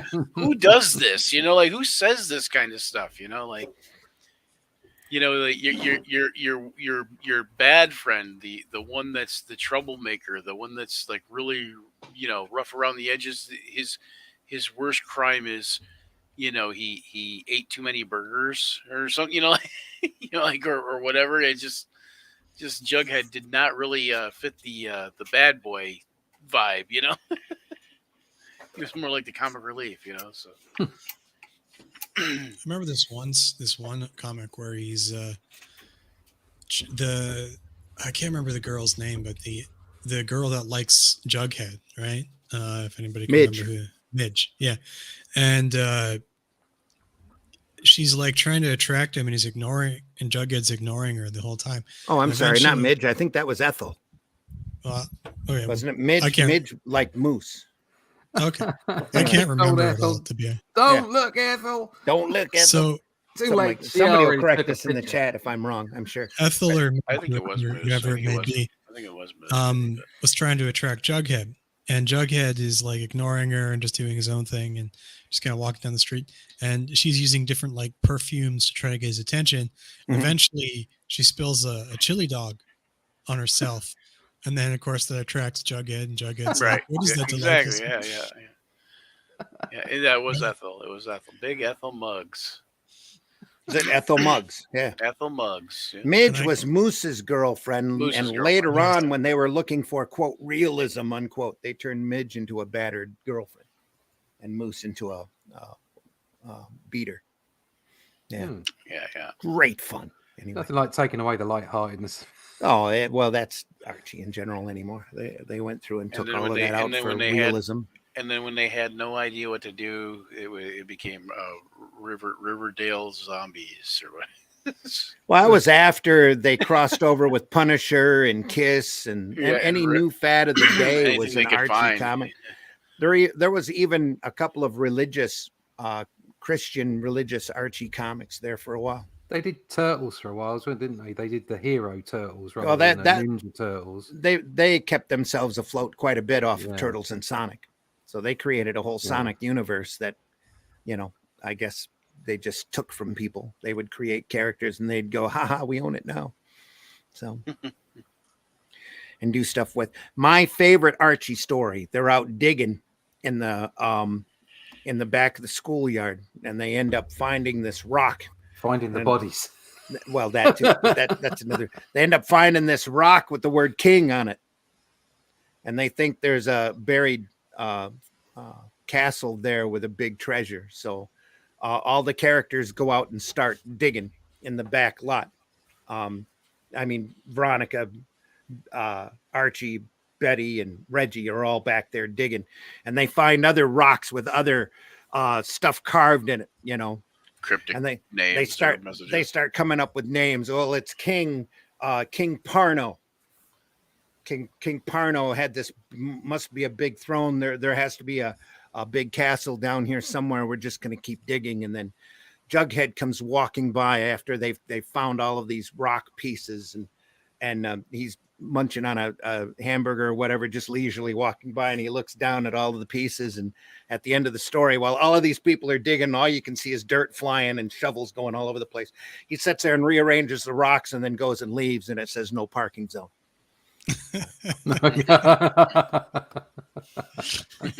Very good. Just classic stuff. And there was a whole string of like little Archie books that have a lot of quality to them, of Archie when he was a little boy, that were great stuff. And there's a whole, all of the early Sabrinas and Marvel Madhouse. There was a lot of really, really readable, entertaining stuff. They wouldn't have been around this long if they didn't do something right. When Is I was Richie Rich part of that same universe? No, Richie Rich was Harvey. Yeah, and I was going to say, Harvey I was just Albert going to Harvey. say something about Harvey Comics. When I was about 7 or 8, that was kind of my comic of choice, was Casper and Hot Stuff. Said all of those characters, were so horribly demented. It was amazing. So you had Richie Rich, which was the ultra rich who could buy anything that he wanted and had all of the toys and was completely spoiled, but he was a good kid. And, had the butler that was his best buddy and his dad that let him have everything. You had little Dot, who was obsessive over black dots, had to have anything that had dots on them. Little Lotta, who was literally fat shaming of the day. I mean, she was really happy in her form, and she was a large girl, and they'd have jokes about eating and going around and stomping and sitting on people and that kind of stuff. You had Hot Stuff, who was a little demon from hell, little boy demon from hell, who would come up and get into all sorts of adventures. Yep. And most especially Casper, who was a little ghost who was always out trying to make friends, just like in the cartoons. And when he couldn't make any friends, or people freaked out because he was a ghost, he got so depressed he tried to go out and kill himself repeatedly, over and over again. And it would never work because he was already dead. He'd stand on the dock and he'd tie a rope with a cinder block and tie it around his ankle and pick it up and throw it off the dock, and the rope would slip right through his ankle because he was a ghost. Oh, I'm so depressed. Oh, just amazingly dark stuff. Just crazy. Tomboy, little Aubrey, who was out running around. Baby Huey, who was incredibly large baby duck that was doing, all sorts of goofy, sitting on people and eating a lot of stuff, and almost like Little Lotta all over again. But never a more non-PC company than Harvey out there. Just great stuff. I'm drawing a blank. Who was the witch, the girl, Wendy, the good little witch. Yeah. You had Nightmare, the ghost horse that had his own book for a while, and Spooky, who was Casper's cousin, who had freckles, a ghost with freckles, and he'd smoke a cigar and a bowler cap. Yeah. Go out and get into you look at that stuff. When I was a kid, that stuff was horrible, just redundant and trashy and just crap stuff. But you go back and look at it now with the age, adult knowledge, the adult knowledge, all that stuff's classic material. It's just beautifully, and a lot of it was beautifully done. Ernie Colin did a lot of that material coming in. The great Ernie Colin Cologne, or however you would pronounce his last name, went on to do Amethyst and a whole lot of work for Marvel and DC over the years. Just great material.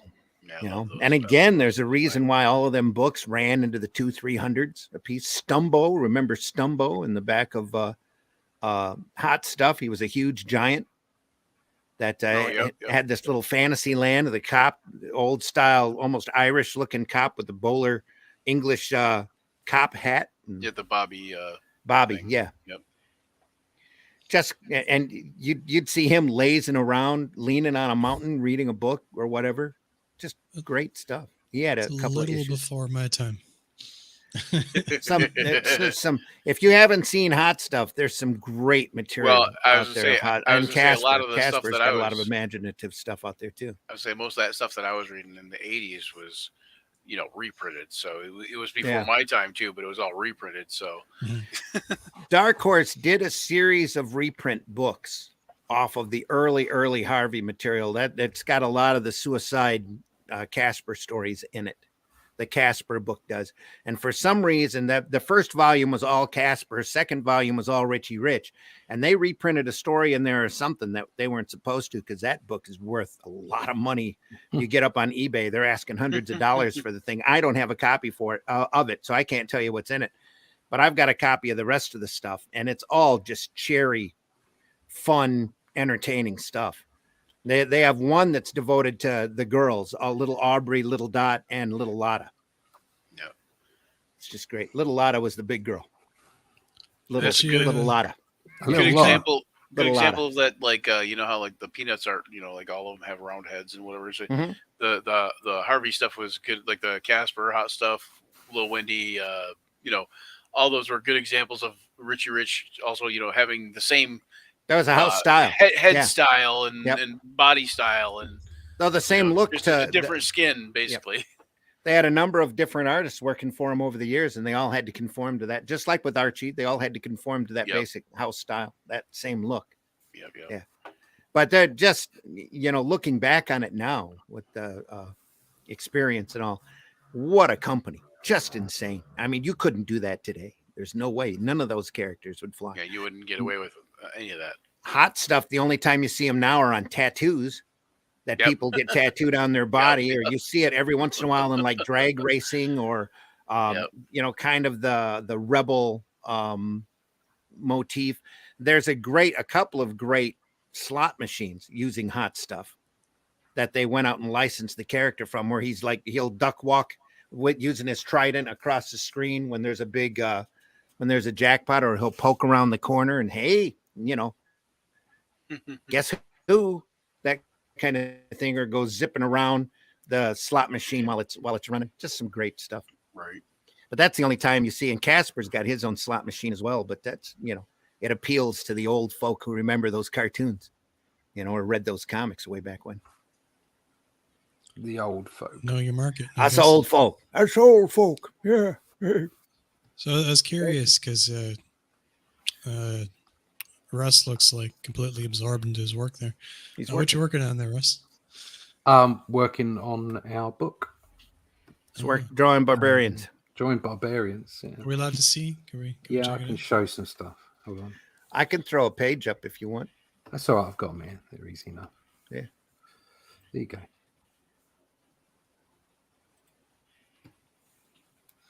It's a double page spread. Oh, nice. It's page 2 and 3. Yeah. You guys are throwing that stuff down pretty quickly, but then again, What yeah, book it's- is this? This is Are we allowed Right. to know yet? We're We're not- adapting Robert E. Howard. We can say, right? Yeah. yeah. We're adapting Robert E. Howard's The Shadow Kingdom. Okay. It's been done a couple of times before, but none of the adaptions I've run across have been faithful to the work. No. So we're Everybody takes their own liberties with it. This is as faithful as it gets, I think. we're working really close to it. So Yeah. Trying to stay to the same dialogue, the same feel, the same, you know, all the descriptions and stuff. Yeah. Only converting it to comics. It's really a brilliant story. A lot of the Cull material is very underappreciated. I was just wondering if that was everybody Cull. thinks of Cull. Yeah. yeah, it is. Yeah. Or But everybody thinks of Conan. we just can't put Cull on the cover, Right. 'Cause but we can. But obviously the book Or is use- in we public can use the domain. character, just not. Yeah, we can't use some of the imagery as well because a lot of that stuff's copywritten. There's like we can't use the Can- crown that can you you have a different crown and Yeah. that kind of thing.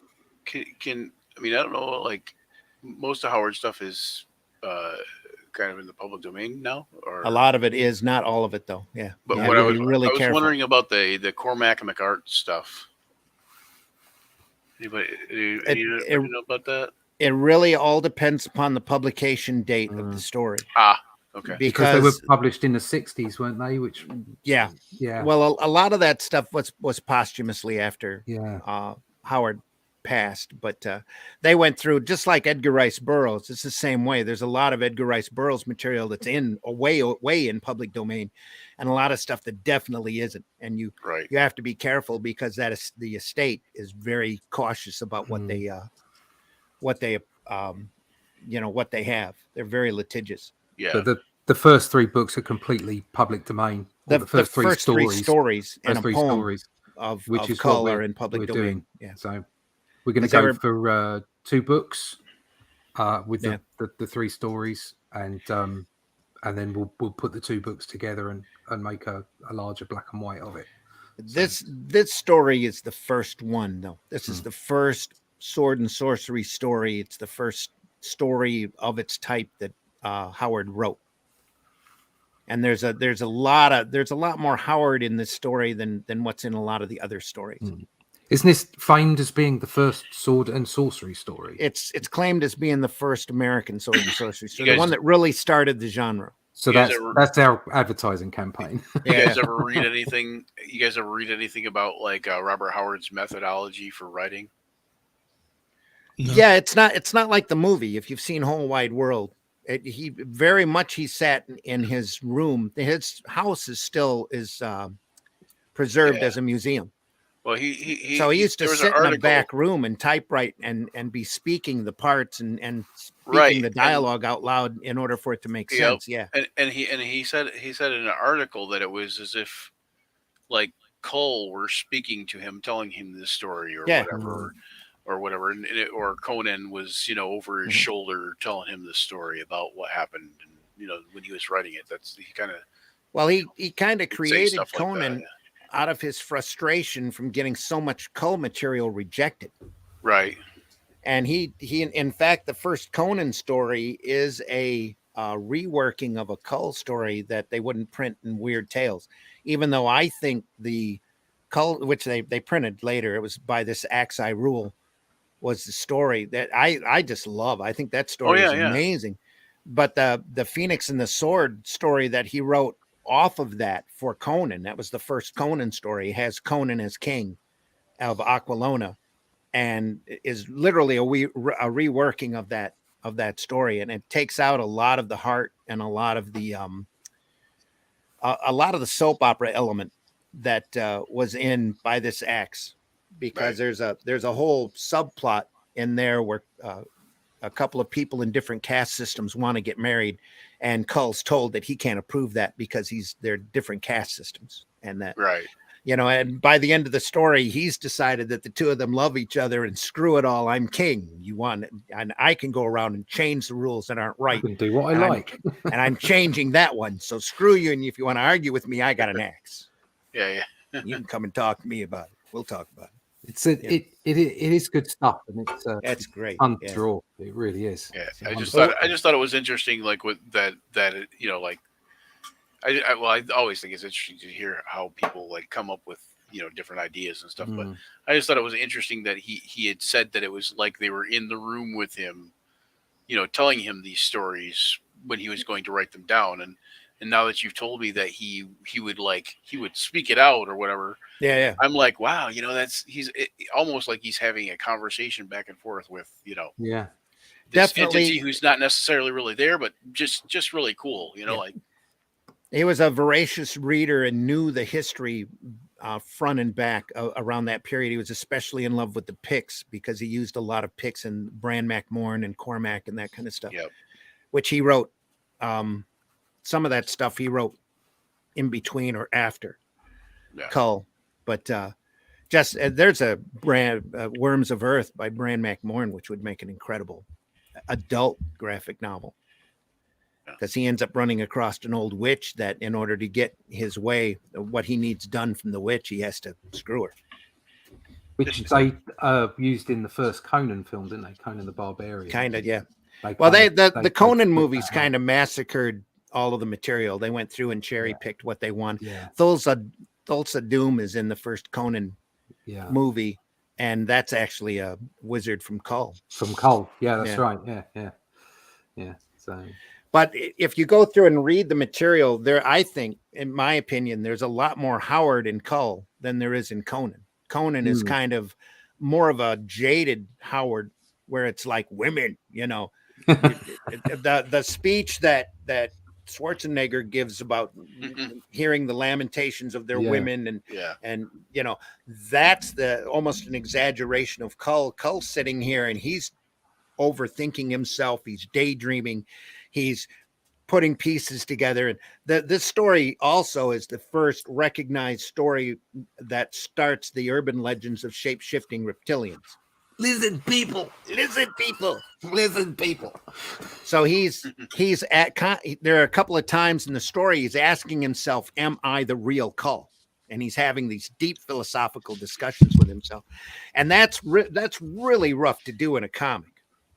You know, think about how you would present that visually and still keep an audience entertained, you know, a readership going. That's been part of the fun, the challenge of adapting the story. Yeah. So here's something I was just like looking on Wikipedia real quick. Is Kings of the Night was a Bran McMorn story in 1930, and it describes Bran McMorn as the direct descendant of Brule the Spear Slayer, who is a companion of Cull. Yeah. Brule figures into the majority of the Cull stories. Yeah. But some of them stories are, well, these were all printed in weird tales. The ones that were accepted, the ones that weren't, just like Burroughs' material, all went into a trunk and were forgotten about, you know, and dug up after he had passed. And they realized that this guy actually was pretty close to a literary genius. Yeah. Freaking genius. Yeah. And they dug up all this stuff. It's really literature. Though it's pulp, you know, it's got a lot of action and a lot of, you know, it's got all of your sword and sorcery elements in it, but it's incredibly well written. We got Max in the chat there. Max DeVille. What up? Max. What up? Good to see you here, Max. What up, We're just Max? getting ready to leave, Max. Sorry. Got here just in time. Thanks for being here. Yeah. We're always archived over on the Indie Comics Network. Sorry, we got off of Watchmen subject, but we had a couple of minutes that we could spend. So, and some stuff to show off. So Yeah. Lizard people. My chair looks like it makes me look like Ronan and the Accuser. There you are. Paint that black lines on my face or whatever, and blue faces. Yeah. Got the hood. Boom, boom, Yeah. boom. Actually, I'm going to hopefully get another one of these chairs, another new gaming chair that there's a couple of companies that will kind of sponsor them for you. So As long as you put them on your podcast. yeah, as long as you're on there in your stream. So yeah. Funny. Yep. Check out my chair. Yeah. No, wrong side. This side behind me, that's my green screen. It's there you all go. rolled up right now. Brian, tell folks how they can find you if you want to be found. Well, probably the best thing if you want to see me tomorrow, if you like role-playing games, I'm going to be on twitch.tv/ActionSurge5e, and I'm going to be playing around 11 a.m. A Dungeons and Dragons walkthrough of Rise of the Drow. All right. Anything else? No, I'm good with that. I mean, You're good with that. Okay. There's lots of places to find me. Too many to list. Yeah, Whiskey, tell folks how they can find you. Well, right, like as the name says there, Bandit and Ricochet on Twitter. It's the primary source of communication. We do 3D stuff. We're a everything 3D company. We do miniatures, figures, toys, all that stuff. Recently just started offering lessons for 3D design for a crash course in 3D modeling for those of you in the comic book industry that want to learn a bit about 3D and put that into your comic books and use it as reference art. You can spin around and so on and so forth and drop that right into Clip Studio. Additionally, we're working on a tabletop game that we had in development for several years now called Banner, Steed, and Lance. And in that same universe, we're starting out with our very own comic called Driftwood, which is the working title for it. And it's about necromancers and sword and sorcery and all that. So it's exciting. And you can check all that on Twitter. Send me a message if you want something made for 3D. And we'll hopefully hear from you soon. Doing a book called Driftwood with no driftwood in it? Well, the Driftwood, it is you'll find out. Okay. That's fine. Not allowed to know yet. It's secret. Yes. Some things, All right. You need to keep under your belt. Russ, tell folks how they can find you. You can find me in the pages of Batman magazine in Europe currently. Also, Doctor Who magazine will have a story of mine coming up, quite a big one actually. You can also pick up Only Death Can Save Us. You can get that from my website, or you can pick up the New Haven version from Barnes and Noble, Amazon, that kind of thing. You can go sign up to my email list, which would be really handy, so we can talk to you about the new book that Randy and I are putting together. And you can find all of that over at russleach.com, Twitter, Facebook, all those connections, here on YouTube as well, Comic Book Black Belt YouTube channel. And you can find all that over at russleach.com. Cool. And folks, I've been your host, Randy Zimmerman. You can find me over on Facebook if you really need to talk to me. Other than that, you can find some of my work over at aerocomics.store, which is being revised as we speak because there's a lot more stuff to be added. But over there now, you can get copies of Calico, which is a fantasy book that I do. It involves a talking cat and a elf that likes to collect things, a barbarian fairy there, and a warrior centaur and a wizened old wizard as they try to put their world back together again. You can get HeroBot Zero over there, which is a favorite of mine. That's a let me find the first issue here. There are 2 issues of HeroBot Zero over there available now, about a 3-foot tall giant robot and his family as they go fight giant monsters, and the robot needs to be on the clock when he does it. You can find copies of Revolt over there. It's an anthology book, and copies of Paragon, which is a superhero book that I'm especially proud of, that has a great twist ending to it that you might not see coming. Really impressed Luke Stone with it. He keeps talking about it a lot and how much he enjoyed it, and I hope everybody gets a chance to read those and enjoy them as well. If you go over to fundmycomic.com right now and look up the Fool campaign, that's also a property I'm very happy with. It's got a guy who dresses in this weird outfit of oddball clothing, uses a tie with a couple of holes cut out for a mask, and just swatches of different clothes. Anybody he ties up for the police, he fights street crime, and anybody he ties up for the cops, he takes a section of their clothing and incorporates it into his action suit and uses practical joke weapons and jokes in order to fight crime. And the cops are just trying to get a hold of him to get him off the street before he hurts somebody.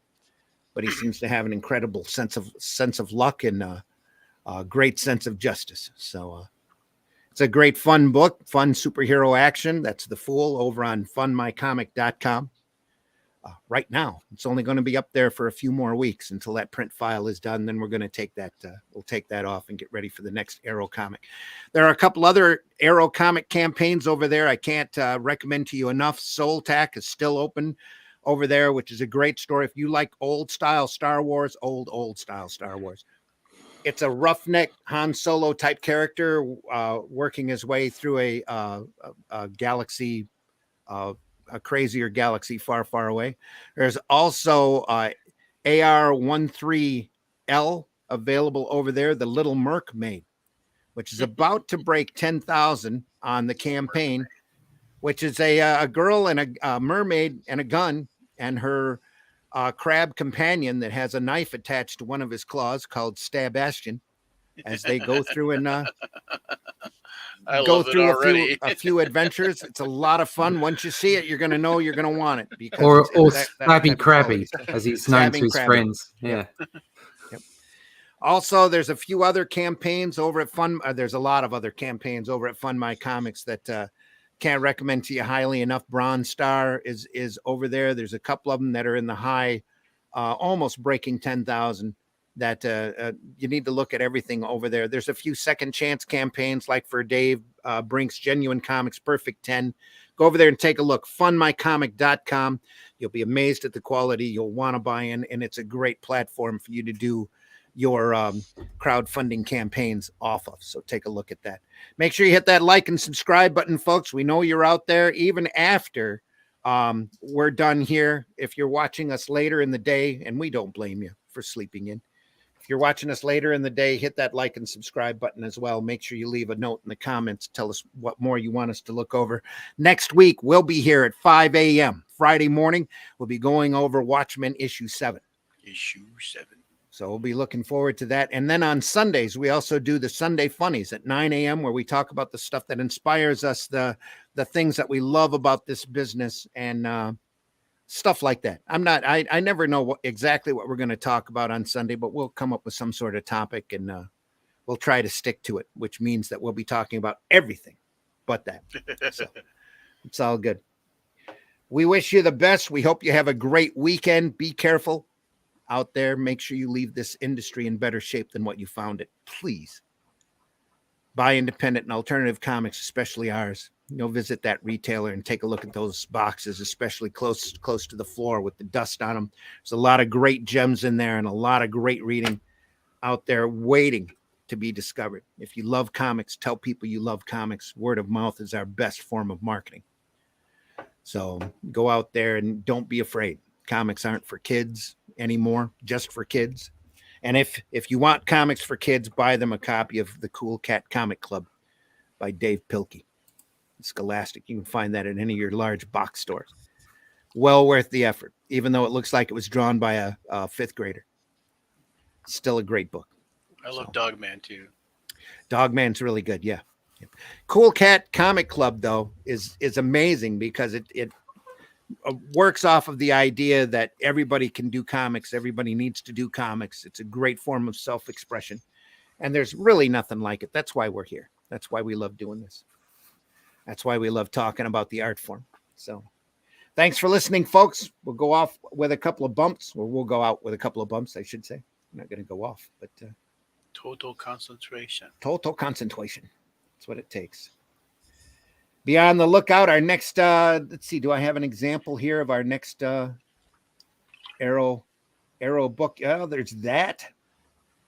We have that Abdul Rashid did the pencil work for. I did the ink for, and Eric Hodson did the colors for. Here's one of the interior pages colored by Patrick Gamma. That's coming soon. I'll be out there. Here's a sample of the Fool here and there. We have him there in all of his glory. That's the Fool. Here's the cover. Quick, what's your favorite Fool weapon? Probably his rubber chicken. Oh, okay.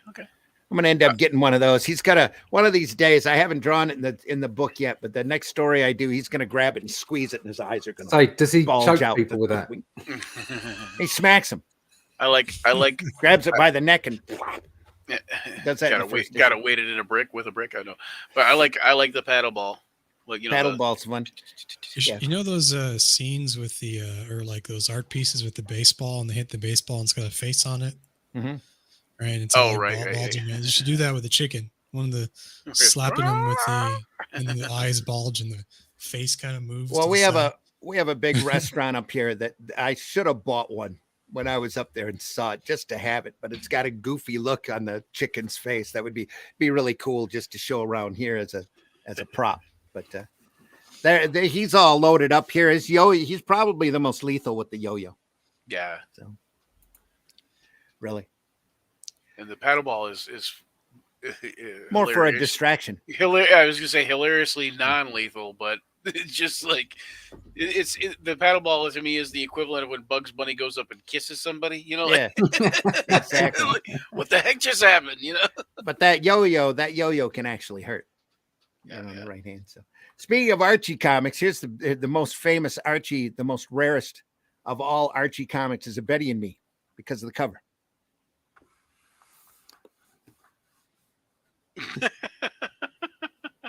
There we are. Gosh. Anyway, on our way out the door, we want to remind you of the great words by the great Groucho Marx, who says the secret to life is honesty and fair dealing. If you can fake that, you've got it made. Take care, everybody. Sunday Funnies, 9 a.m. at the Indie Comics Network on YouTube. Next Friday, 5 a.m. Comics by Night here on the Indie Comics Network or over on my Facebook page. Enjoy. Well, we're now more than Russ's halfway page through there as well. Yep. We're officially more than halfway through now. Yeah. Well, no, we are halfway through. 6 out of 12. Yep. Take care, everybody. We'll see you soon. He said, scrolling down to the right video. Here we are. All right. The views and opinions expressed within the video content found on the Indie Comics Network are those of the speakers and do not necessarily reflect the views or positions of the Indie Comics Network or its sponsors. Look, everybody's entitled to be an idiot. Have a question or comment for us to address on the show? Have a topic you want us to talk about? Email us at indiecomicsnetwork@gmail.com. Want your comics to arrive in pristine condition? Head over to GeminiComicSupply.com and save 10% on your next Gemini mailer order or anything in the Gemini Comics Supply store. Use coupon code RAGIN10. That's RAGIN 10. The cops are doing their job as long as they don't be mean to people who are actually being innocent. Then I'm all gravy, baby.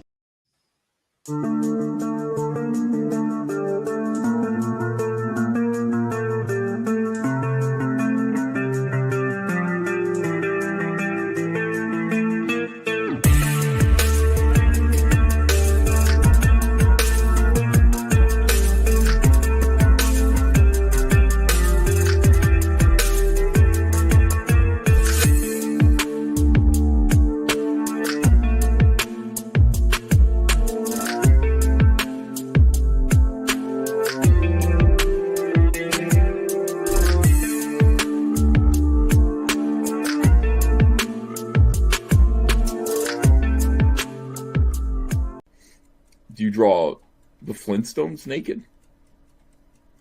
There's a market for that.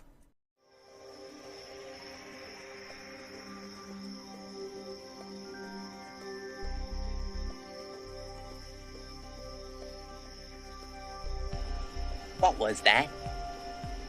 This is not a charade. We need total concentration. Now, once again, this time with theory.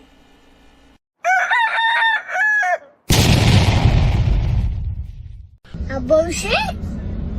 A bullshit? A bullshit.